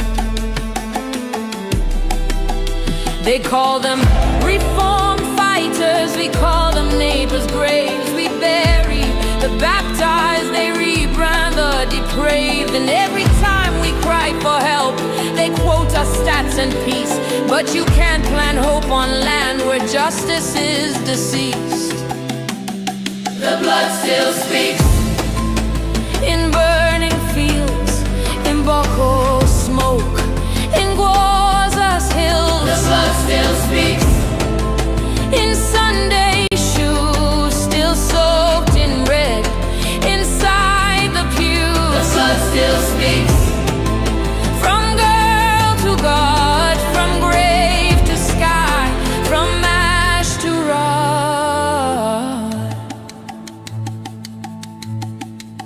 They killed us slow. They named it war. They blamed it tribe. They closed the door. But we know truth. It bleeds then burns. It waits in wells. It always returns. So build your silence tall and proud. Our blood will pull it down out loud.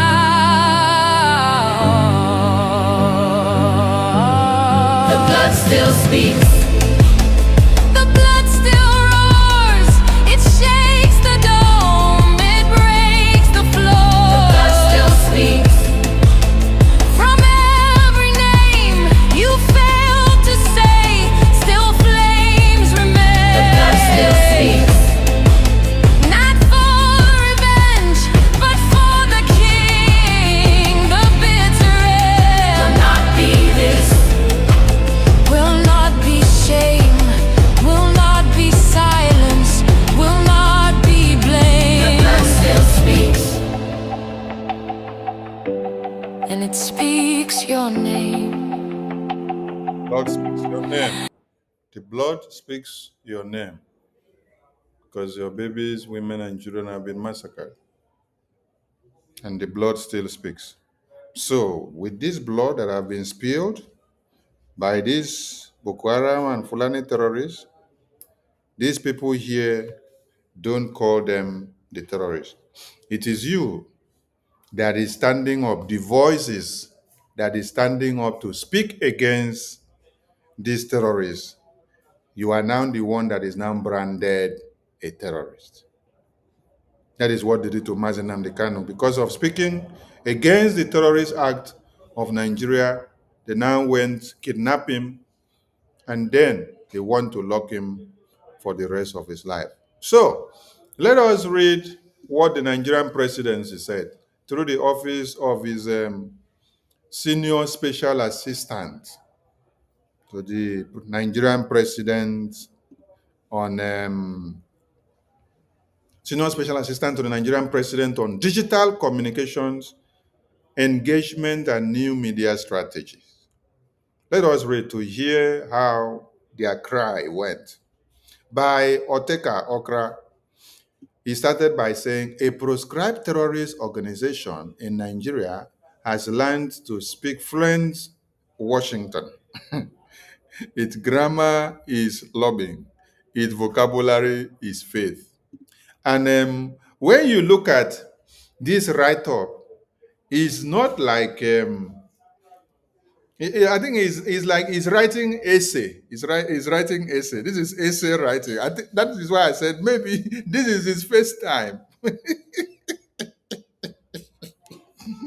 because he's not actually replying to an official statement that should be coming from a special assistant to the president. He's writing essay.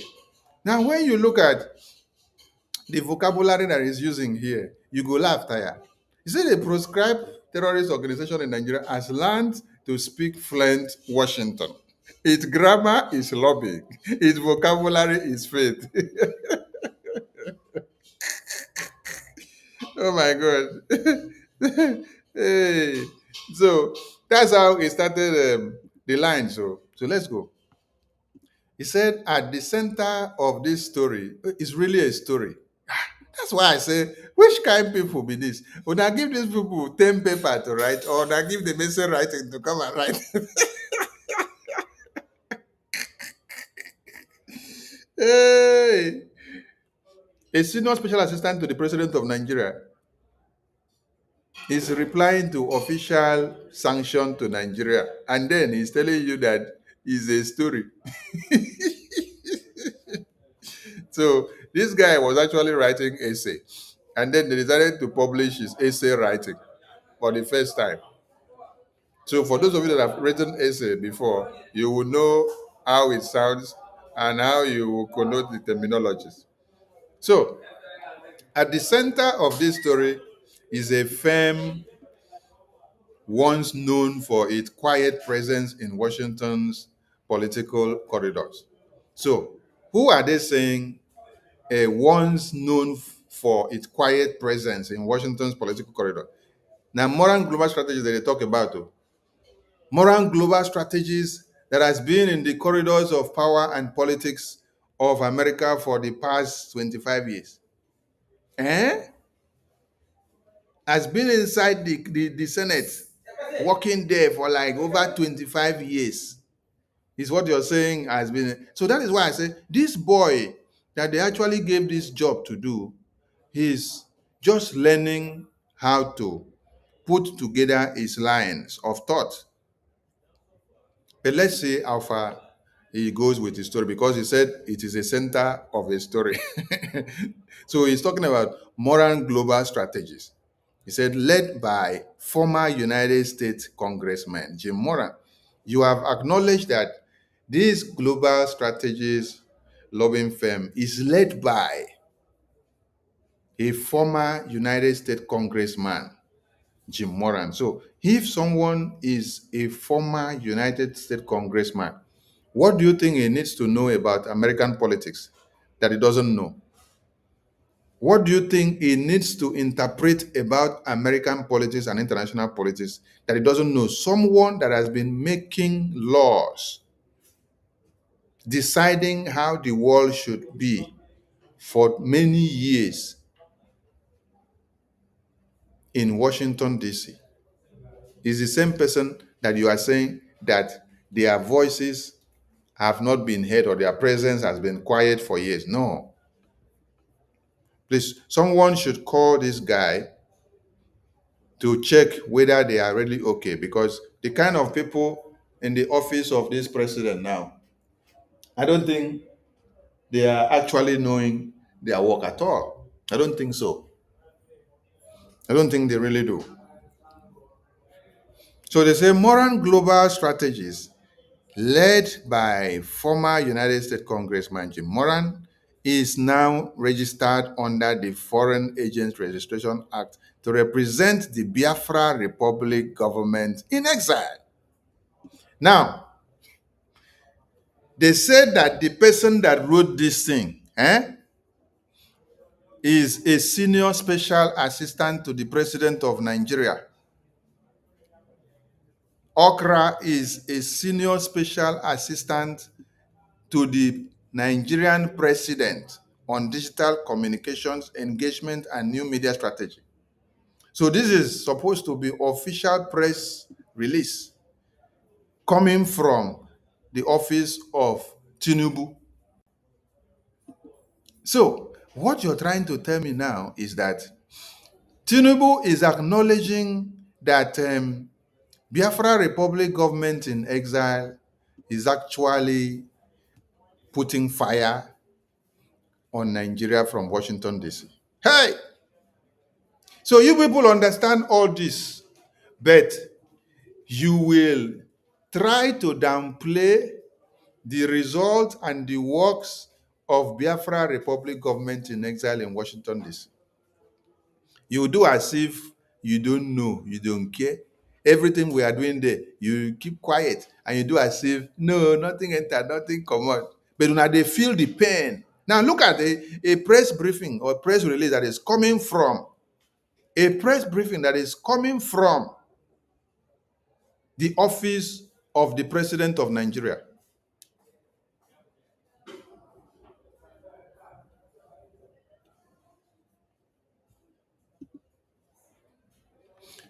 He said the Nigerian court recognized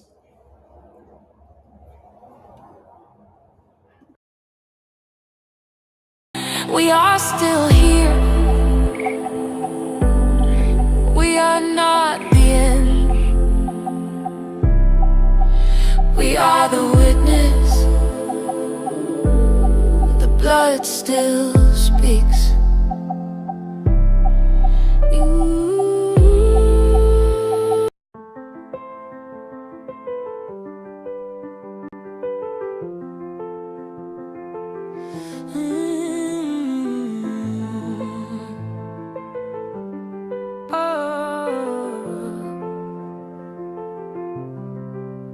4,998 gone in 1 year.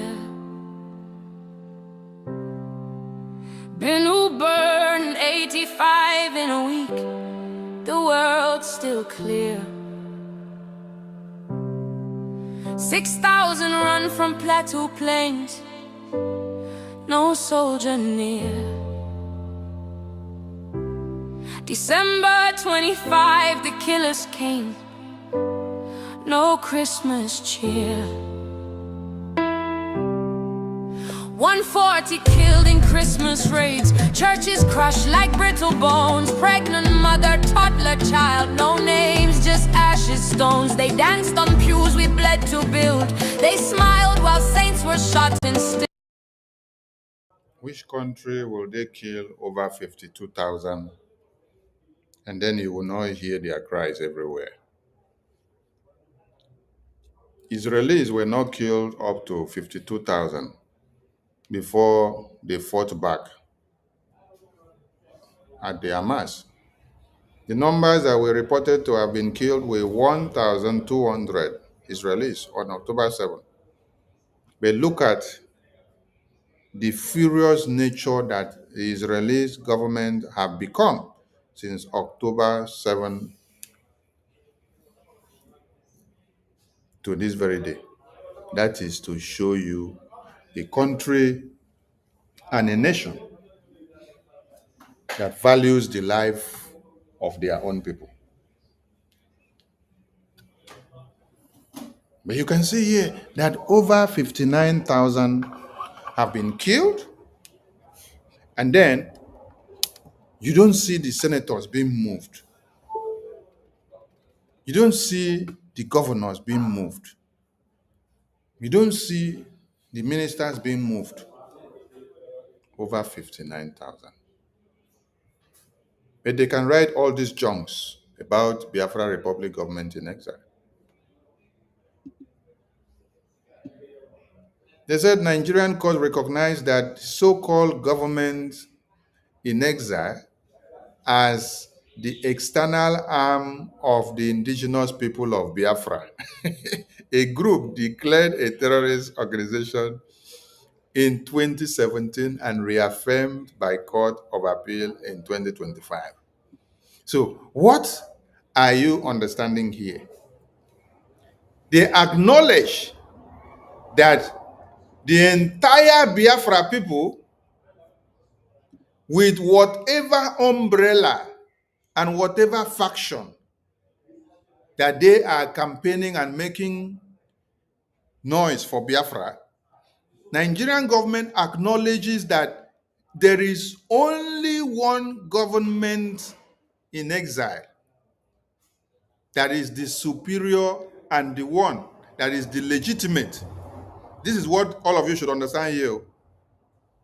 Nigerian terrorist government say they proscribe IPOB. IPOB means the indigenous people of Biafra.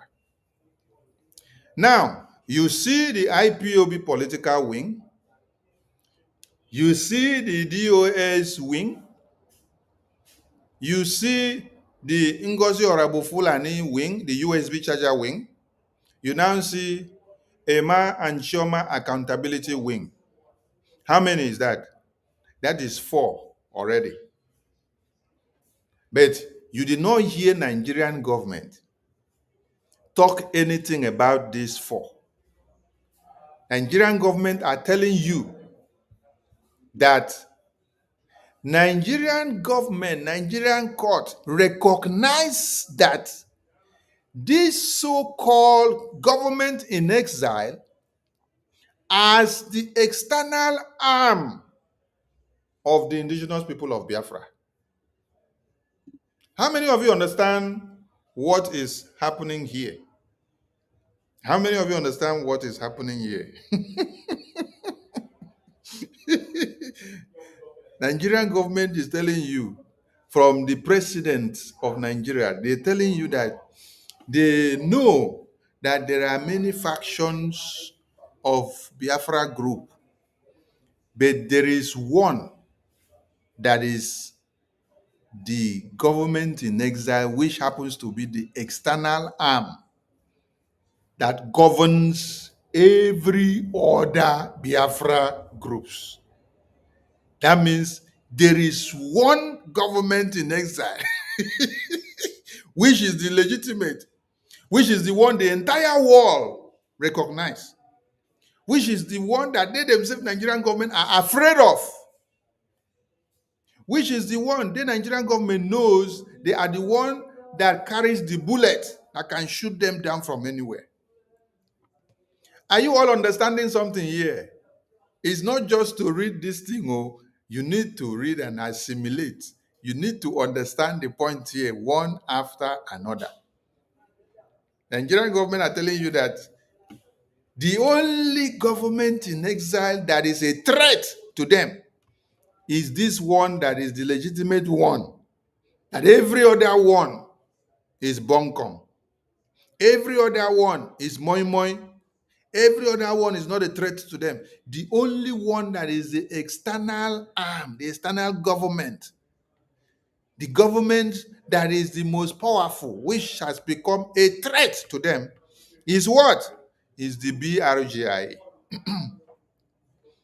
And that is why, because BRGIE is the highest and the biggest and the only one that is a threat to them, the one that has the license to enter Washington, D.C. Capitol, the one that has the license to enter the US-CONGRESSIONAL meeting and building and do what they have to do and come out, the one that has the power and authority to dialogue with American government and every international body. Having known this, that is why they go so much in attacking everything we do. They pay many of you to attack our finance and attack all this one, attack our bank accounts, attack our APM, attack our lobbies, attack our attorneys. Can you now understand the point now? What you are doing is hitting Nigeria hard, and they are feeling it wutu-wutu. The Senate president and his entire cabinet were crying on this same BRGIE on the other day. And today, the president is writing it himself, Tinubu, that they now come to acknowledge and understand that there is one Biafra government in exile with external power and arm that is controlling all the Biafran people, and it is a threat to the Nigerian government. Why? Because you have entered the US lawmakers' chambers to table Biafra matters and to table the Christian massacre in Nigeria and the genocide. So we want all Biafrans to now understand how hallowed and important you are, considering your works in Washington, D.C., considering your work in the homeland. Nigerian government are not afraid of all these Agiteke groups that just came out from the toilet. All these Orabo Fulani group, all these Ema Fulani group, Choma group, IPOB political wing groups, IPOB DOS group. Nigerian government are not concerned about them. The ones that they have seen as external threat is BRGIE. That is the one they want to kill. That is the one they want to kill because they know this one is a direct threat to them. So they acknowledge the power of BRGIE because of what you are doing in Washington, D.C. and how you are controlling some things and making things happen in homeland and abroad. Nigerian government are acknowledging your power and they are afraid of you.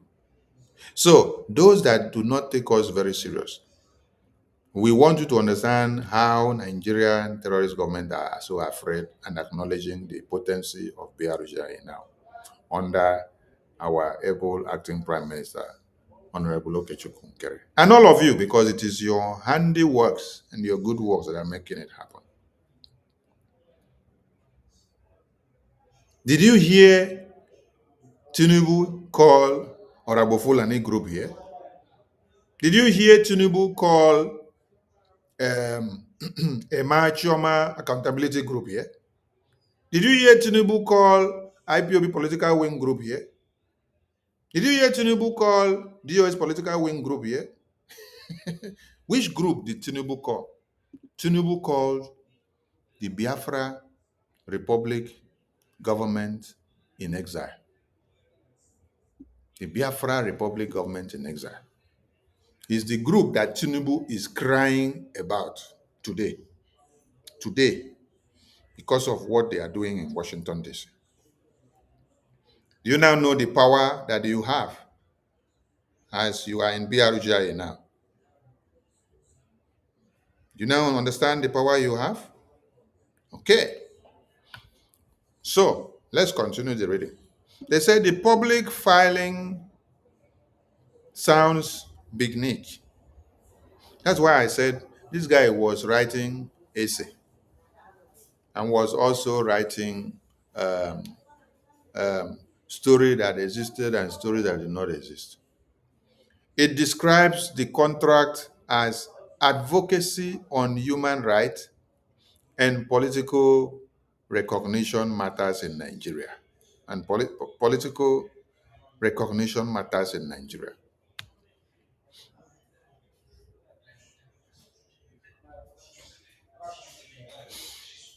So, you guys understand that we are advocating for human rights, right? You see, Nigerian terrorist government understands that we are advocating for human rights and political recognition of Biafra.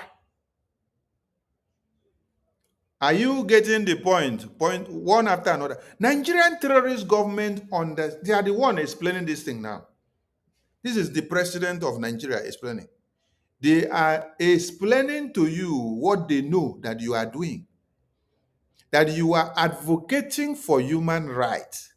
And it is the same reason that they kidnapped Mazi Nnamdi Kanu, advocating for human rights.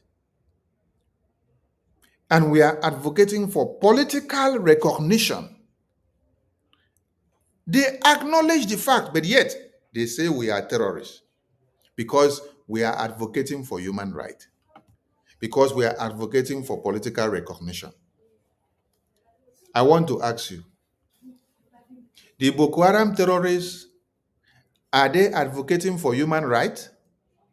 Are they advocating for political recognition when they invade your communities and cut off heads of babies, women, and children? Is that advocacy for human rights? Is that advocacy for political recognition? No. So Nigerian terrorist government are admitting and telling you that they understands what you're doing.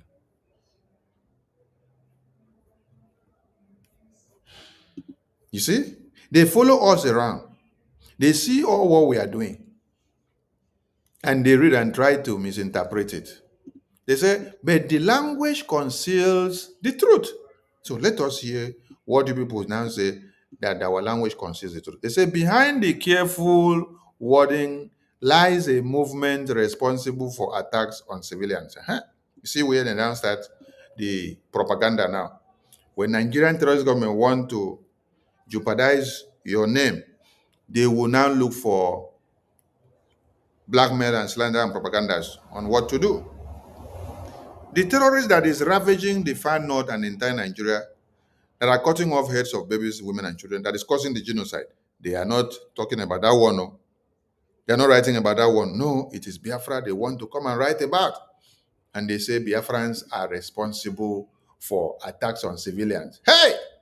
Biafrans can now be responsible for attacks on civilians.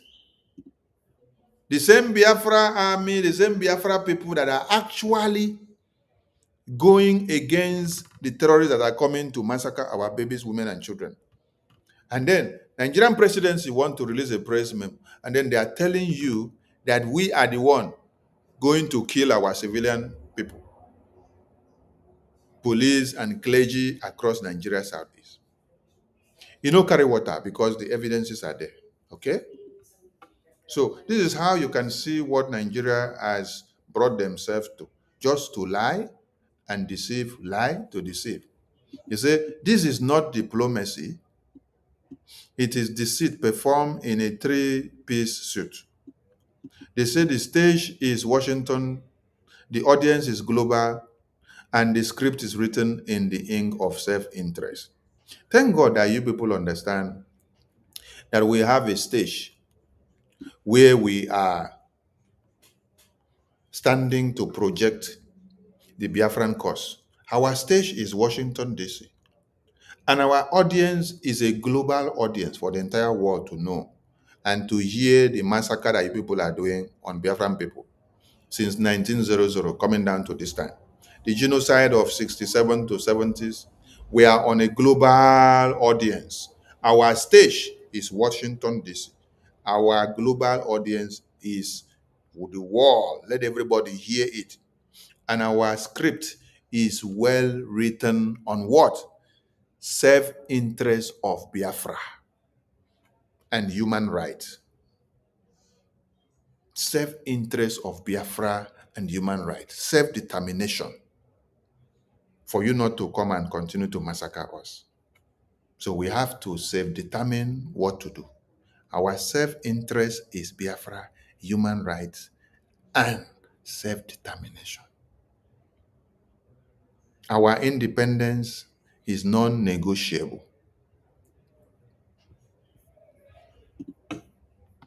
In October 2025, Authority newspaper in Abuja reported that Simon Nkere, when I don't even change my APM name to Simon Nkere, voila, the self-styled prime minister of this phantom government, met Senator Ted Cruz and other lawmakers to promote the claim of a Christian genocide in Nigeria. So this in the paper like this. Hey! Nigerian presidency are crying. Nigerian president is crying. No, I never see photos of Senator Ted Cruz meeting with our APM. We are coming. We are going to publish more. Yes. We are going to publish more. When we publish more, some of you will run into the toilet. You will sleep in the toilet for the next 1 month. You will not come out. Yes, because your stomach go dey run. So you monitor all the publications that authority newspaper do about Biafra Republic government in exile.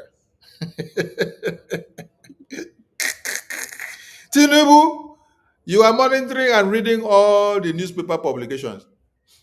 I thought the news is not even making the front page. I did not know that you people used to go and dig to look for the news, whether it is in the middle page or whether it is in the back page or whether it is in the last page. Now they go dig up because it has to do with BRGIE.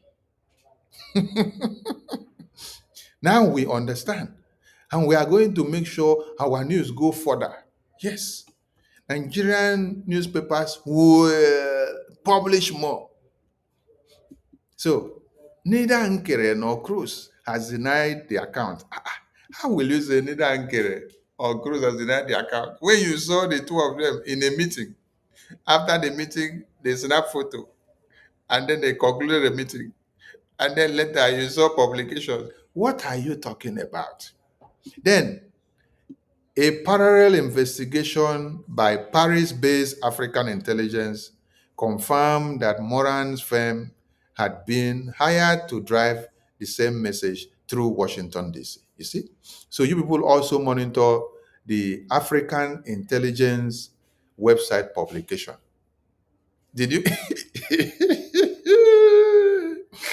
Hey, wait, where is that publication? Let us flash it to the screen. You know, it's very interesting. Oh. Honestly, it's very interesting. Here is the publication. So they are telling you they also monitored this African intelligence media publication. See, they said they also read this one. Hey, na try, oh. Na try. So now they read everything, they follow BRGIE. But now go the form like say, oh, I don't know anything. Today is confession date. They say they also follow this French media house. They say that this publication house is based in France. Me, did I even know where it is based? The Nigerian presidency have told you that they use this African intelligence to do investigation in their journalism to find out about what Moran Global Strategies is doing with Biafra Republic government in exile. And then they got the message that it is true. So after they got this message, that is how they now came for a press release. And then they are writing all the junks. Hey, BRGIE, God bless all of you that have stood your ground to this very day. It's not been easy for the APM. It's not been easy. Since December, it's not been easy. And we couldn't have come this far without all of you. All the cabinet ministers, reps and admins of BRGIE, and all the BRGIE officials, and all Biafrans supporting BRGIE, and all of you in the media team. It's not been easy. Both new hands and old hands in the media team, you've been exceptional. You've been exceptional, honestly. And Nigeria are confessing. They are watching and telling you and acknowledging what you are doing, that it is hitting them hard. So let's go back here now. They said they followed and then they read about the African intelligence reportage as investigative journalism that went in to investigate about BRGIE and the work of BRGIE in Washington, D.C. And then they got the message that it is true. That it is true. So now, they say what began as lobbying now looks like laundering. The cry don't start because we are making effect. We are gaining results. So the cry now don't start. The cry start by them now saying what began as lobbying now looks like laundering. Moran Global Strategies, which has represented defense contractors such as GE Aerospace, General Dynamics, and Robinson Helicopter also lists clients that include the Eritrean Blue Revolution Front and South Sudan's National Salvation Group, both accused of violent insurgency. A firm trusted with national security contract now carries the brief of proscribed and armed groups. You see how they have given you a little track record of Moran global strategies. So if Moran global strategies were not this proficient, if Moran global strategies were not this useful and delivering, will they have all these good records of all those that have contracted them for one services and another? That means Moran global strategies efficiency is top notch. BRGIE picked the best in America and they are delivering. It is not rocket science. It is a gradual process that has to happen day in, day out. Let me play this our music some more. Still they call it clash, not plot. The blood still speaks. It don't forget. It don't forgive. It cries unreal. The blood still speaks. It stains the ground. It marks the map. It won't back down. The blood still speaks. You'll hear it now. Not vengeance, just the sound of truth aloud. Just the sound of truth alive. That is what we are doing to Nigerian terrorist government. Just the sound of truth alive. It is just the sound of truth alive and aloud also. And they are crying. If Moran global strategies, if Attorney Dabiri was not resourceful, will they have had this track record? Not just a track record, but a good track record. You made mention here that they have represented defense contractors such as GE Aerospace, General Dynamics, and Robinson Helicopters. Are these just small clients? No! Before you now come and start talking about our Biafra government in exile, our Eritrean Blue Revolution Front, and the South Sudan's National Salvation Group, that means Moran global strategies na ebe no. No be baby, na ebe no. Na touch and deliver. So Biafran people are very loyal to Moran global strategies. Mazi Elias, God bless you. With Jim Moran. God bless you. You guys have brought Biafra to the limelight. You have brought Biafra, just like you promised Biafran people that you will be the eye, you will be the voice, you will bring Biafra to Washington, D.C. You will make the lawmakers to carry Biafra and to project. You make everybody in America that matters to speak about Biafra. You guys have done it. Without much are we paying to get all this? Just a little amount. That's why we need all Biafrans to come and contribute and support the Biafra independence. Come and contribute and support. If you used to give 30 Ejema, multiply it. If you used to give 50, multiply it, because we have more work to do now than before. And Nigerian government are giving evidences of what we are doing. They are confessing and telling the entire world that we are doing it too, and they are seeing it and they are feeling it. It's a cry of defeat. Let's go. They say, a firm trusted with national security contract now carries the brief of proscribed armed groups. That is what you people see us. You people see us as a proscribed armed group because we are fighting for independence against your Nigeria. So you now call us proscribed armed group. But we are not proscribed armed group to the American government. You see? That is why That is why American government embraces us. American government hold us in high esteem. If we were proscribed group or armed group like you call us in your Nigeria, will we have license and access to enter the capital of America, Washington, D.C.? Will we have access to enter there and host and hold a congressional briefing where we open the nyash of Nigeria? So terrorist armed groups don't enter that place. It is clean hands that enter that place. Yes. So Biafran Republic government in exile is a buy now. So Nigerian terrorist president. The cry has not started. Oh, you guys are going to cry more. I will cry blood. So we continue to say the moral contradiction could not be starker.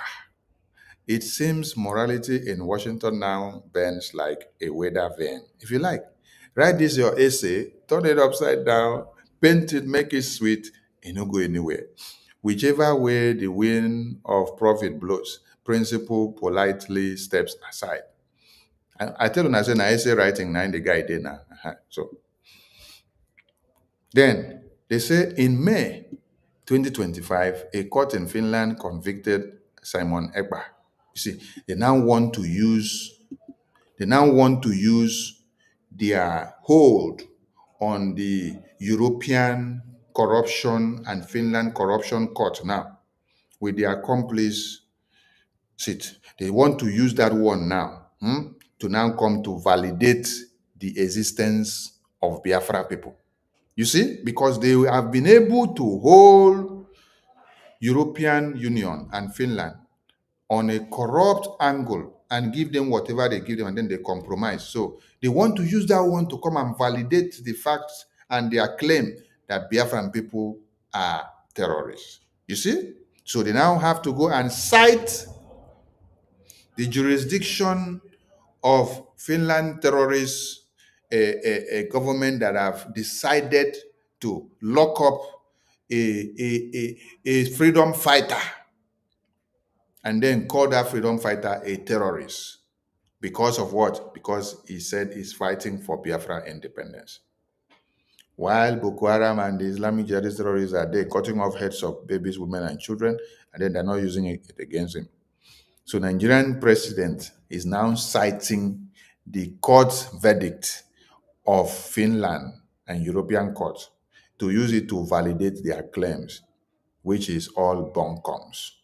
They forgot that we already reported them to the US government about how they sleep and dine and drink with Finland and European government. At the end of the day, they now use it to pronounce the imprisonment of our prime minister because of Biafra independence. So we are not surprised as they are quoting this. They say in May 2025, a court in Finland convicted Simon Ekpa, one of the loudest voices of the same network of terrorism offenses for orchestrating attacks in Nigeria from his base in Finland. So they now say the convicted, the conviction, I don't talk, they say the conviction proved that security agencies had long won. So you're using it now to validate this one. Then they now say, oh, the supposed government in exile is not a political movement. It is an operational arm of an organization that uses faith as camouflage and propaganda as its main export. Nigerian terrorist government will never lack how to paint you, how to jeopardize your name, and how to destroy your reputation because they want to play the card that will suit them for their own interests. I don't expect them to be writing something that they will sing praises of the Biafra Republic government in exile or the Biafran people. No, they must write the way it will suit them and their narrative so that those that are reading will read in the way they paint it. But do you know one thing that these people have forgotten? They have forgotten that even with whatever they are going to drag in now and write, whatever lies and propaganda they are writing now, international community is not even listening to them. How many of you saw Mike Arnold, which we played the video today in the Asia Town Hall meeting? Mike Arnold went to Nigeria. They wanted him to come and do fact check and then walk past and see dead bodies of babies, women, and children in communities that have been taken over by Boko Haram terrorists, a jihadist terrorist group. Thereafter, he will now come and say, oh, it is not Christian genocide. That one could not fathom what to say. He gave up in trying to lie and then told them, when they called me to come, they said that I should tell truth and nothing but the truth. So he told them, this is a Christian orchestrated genocide against humanity. So wherever Nigeria is going to lie now, it's too late for them because the massacre did not start today. The genocide did not start today. From this music that we are playing, this music now makes us to understand. This music makes us to understand that this massacre started with the records they have. This massacre started as at 2002, but they are only able to track records from 2009. From 2009 is only when they are able to track records. From 2002, 23, 24, 25, 26, 27, 28, 29, it's only from 29 that they started being able to track the records. Do you understand what is happening there now? So, whereas the Nigerian government being all this while, what have they done all this while? So, international community have been watching all those reports. Before Donald Trump placed Nigeria on country of particular concern before in his first tenure or his last tenure in office, before coming back again after Joe Biden, you should ask yourself a question. What happened then that they were placed on that list of particular concern? That means there was genocide in Nigeria that has been recorded before. There has been terrorism there that has been recorded before. So it's not a new thing. So they think that American government and the world leaders don't keep all these records. The records are there. So they don't need to use the record of President Tinubu today being 17th of October alone. They need to calculate all the records and bring them all together. When you bring them all together, you see what it has come to be. So, modern global strategies should now clarify whether it continues to represent this network and how such work aligns. This is just with United States law and corporate ethics. This is just the cry of the Nigerian presidency because modern global strategies don't have to answer you anything. It's not working for you. They say Senator Cruz's office should also explain the meetings in Gere, describe and whether any due diligence was carried out on the source of those claims. Oh, this is crime. They want to know the details of our meeting with Senator Ted Cruz. Okay, let them come to Washington, D.C. When they come to Washington, D.C., we will take them to the FBI for protecting a terrorist president who is a member of drug cartel. So when they come, we will take them there. Then when they come, we will take them to FBI. They will explain how they kidnapped Mazi Nnamdi Kanu. When they are able to explain how they kidnapped Mazi Nnamdi Kanu, then we can now say, okay, to Senator Ted Cruz or modern global strategist, can you just tell them what genocide means or what the kidnapping of Mazi Nnamdi Kanu means? From there, they will understand. For now, we are waiting for them. Now, they say a pattern has emerged. Insurgent governments, rebels, and corporations all rent the same credibility under one roof. Calling us rebels is not a problem because that is the name that has to be called to freedom fighters. You can call us rebels, you can call us insurgents, you can call us every name that is worthy to be called of an independence group that are seeking for their own independence. Is a badge of honor and it is part of the trend. We are told that the war runs on rules. Look at those that are talking about the war runs on rules. Is this the same Nigeria president that kidnapped Mazi Nnamdi Kanu that is talking about the war runs on rules? What rules are they observing in the kidnap of Mazi Nnamdi? When you commit international kidnap, are you observing rules? What rules are you observing? You kidnap somebody. Have you violated the rules? Then you bring the person down, you keep him there. Then every day you are going to shake hands and rehabilitate Boko Haram terrorists. And then the person is dying in detention today. You refuse him medical treatment. You refuse him medical treatment. And then you're talking about rules. Nigeria should not be talking about rules of law, please, because they have no rules of law. But these rules change depending on who breaks them. That is what Nigeria should be talking about. When Boko Haram terrorists are breaking the rules, do you hold them accountable? When you, Nigerian government, is breaking the rules, do you hold yourself accountable? Kidnapping Mazi Nnamdi Kanu all the way from Kenya is part of breaking the rules.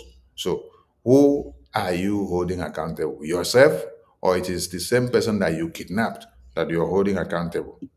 If a United States Senator or European Parliament had met representatives of ISIS and Al-Qaeda, Hamas, or PPK under similar circumstances, that contact would almost certainly qualify as a material support for terrorism under US or EU status. When it involves Africa, the same behavior is rebranded as advocacy.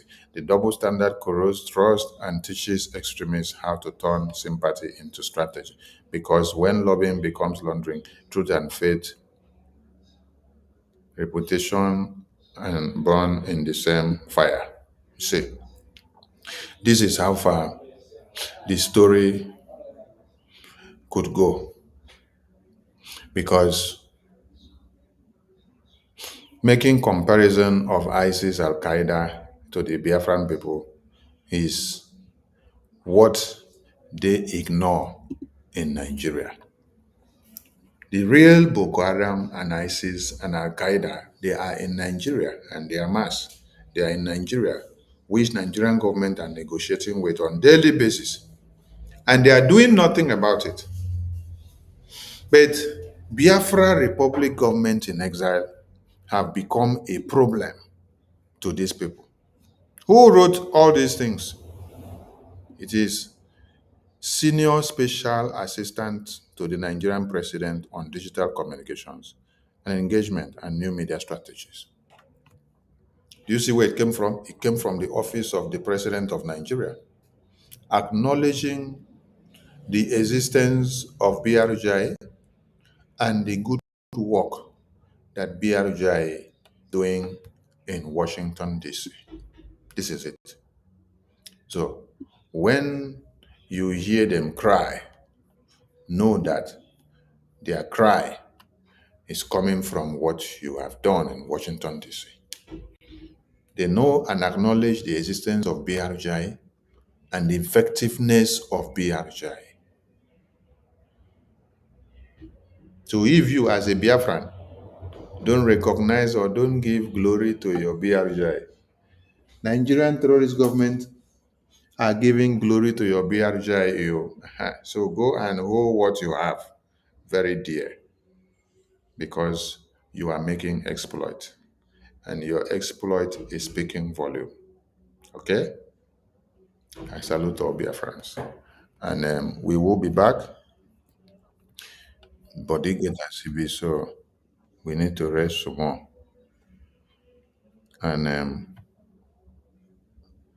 there's something coming in here.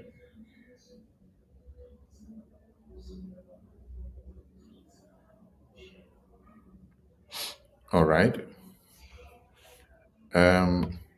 Warm greetings to everyone. Tomorrow is our mega fundraising. So come in and join the fundraising. Our fundraising is not streamed live. Our fundraising, this is what you will see on the screen. You will see this flyer on the screen. This flyer is giving you the Zoom link. This flyer is giving you the Zoom ID and the passcode for you to enter the Zoom. You will see the link on the title and description of the Zoom. You click, you put this information if it asks of it, the ID and the passcode, you enter. Okay? So you come into the Zoom, you make your donations, and you support Biafra independence. Don't stay on the YouTube or Twitter or Facebook or the comment section watching to see just what we are doing. No, come inside and partake. Come and contribute your quota. Whatever amount you contribute is very important to us, and we take it very serious. So please do not miss tomorrow fundraising. And also on Sunday is Northern Region Town Hall meeting. Let me see if I have the flyer here. Northern Region Town Hall meeting. Let me display the flyer so that everybody can see. If you are from the Northern Region, make sure you partake in Sunday Town Hall meeting. It is a combination of the Northern Region state, and it is not just for the Northern Region, it is for every Biafran. So come and join. Come and see how it is done. Contribute your quota, and then sit back and wait to see when your own day comes. So that when the day for your own region comes, everybody will also come and key in. So you learn when others are doing it so that you know how to do your own when it is time. This is it. I bring it to the screen.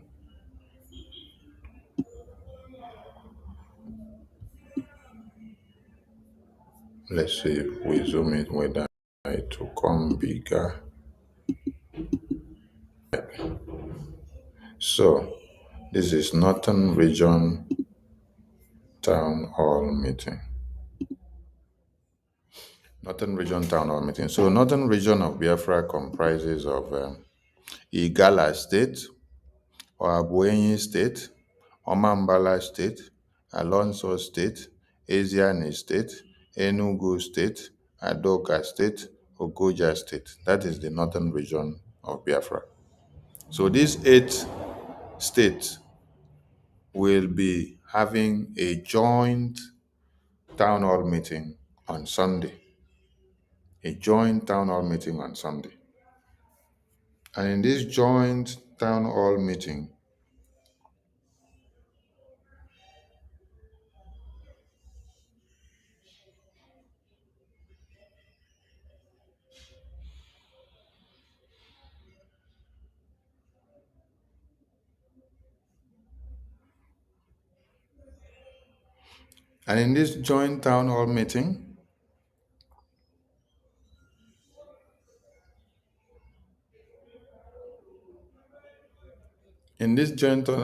please, we need everybody to be here. Please, we need everybody. And please, duty calls. And we have to run to another activity now. So we salute our Biafrans and we say thank you so much for the great work that you guys are doing. And let us continue and let us put more fire because we have a lot to do. And remember the announcement we made. Nigerian terrorist government, they want to kidnap Showore, forcefully disappear him before Monday. So if you see him and if you don't see him, the protest must continue. Yes, because it is a strategy to weaken what you guys are doing.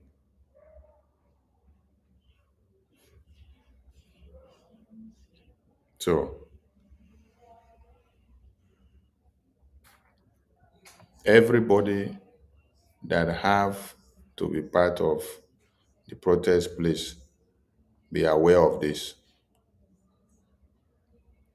And another information is that you will see Nigerian terrorist government coming out with every kind of news, propaganda, blackmail, and slander against Biafra de facto government, against Biafra Republic government in exile, against Biafra army, you will see all kinds of news. All these news are what? A test of your faith to see if they can sway you off balance so that all of you will run away from the protest that is coming up on Monday. Already, if you check the media, you will see some kind of propaganda, just like this one now, which I just read from this office of the president. You will see many other ones that they are posting there and writing and talking even with their mouth when they know that they are lying. They will do series of propaganda against Biafra, de facto government, defense, Biafra Republic government in exile, and everything. You will even see some other people coming out to do protests. Some other people will come out to do protests with placards, painting Biafra black, painting Mazi Nnamdi Kanu black, painting Simon Ekpa, painting BRGIE, painting our attorney and our lobbies and even our APM, and painting all of you black as well. All this is a test of your faith to see how you will stand or whether they can take you off balance ahead of the Monday protest. So be resolute and be resilient. Stand your ground. Chikibam, jigibam. Don't fall off the rail. When you are able to survive this wave of Nigerian politician protests for Biafra now, you are very strong and okay. Do you know what it means for Nigerian politicians to be the one to protest for Biafra to be? It is a very big achievement. So utilize it now. And that is why we are very, very happy that our APM made a public announcement that BRGIE officially support and recognizes this very move. I salute all Biafrans and see you all later on. They will from us from here. Still they call it clash, not plot. The blood.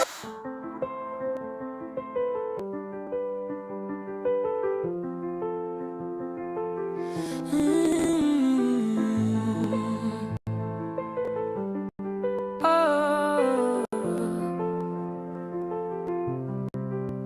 4,998 gone in 1 year. And we'll burn 85 in a week. The world's still clear. 6,000 run from Plateau Plains. No soldier near. December 25, the killers came. No Christmas cheer. 140 killed in Christmas raids. Churches crushed like brittle bones. Pregnant mother, toddler child. No names, just ashes, stones. They danced on pews we bled to build. They smiled while saints were shot and still they call it clash, not plot. The blood still speaks. It don't forget. It don't forgive. It cries unreal. The blood still speaks. It stains the ground. It marks the map. It won't back down. The blood still speaks. You'll hear it now. Not vengeance, just the sound of truth aloud.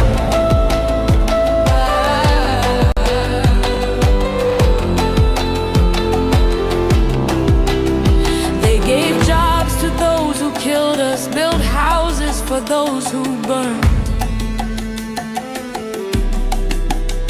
But our mothers sleep in sewage. Our church is still unreturned. They call them reform fighters. We call them neighbors' graves. We bury the baptized. They rebrand the depraved. And every time we cry for help, they quote us stats and peace. But you can't plant hope on land where justice is deceased. The blood still speaks. In burning fields, in Boko smoke, in Goza's hills. The blood still speaks. In Sunday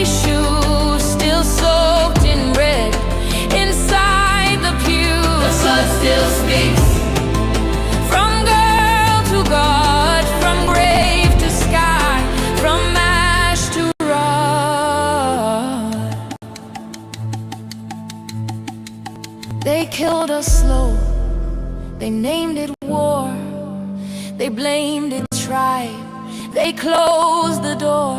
But we know truth, it bleeds then burns, it waits in wells, it always returns. So build your silence tall and proud, our blood will pull it down out loud.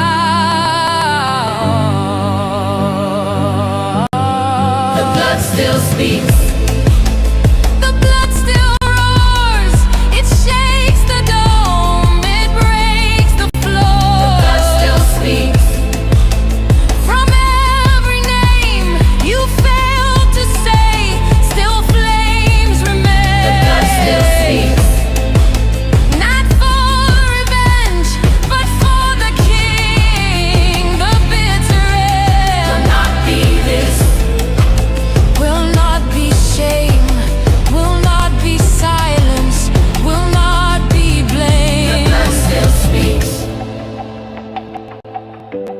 and it speaks your name. We are still here, we are not the end. We are the witness, the blood still speaks.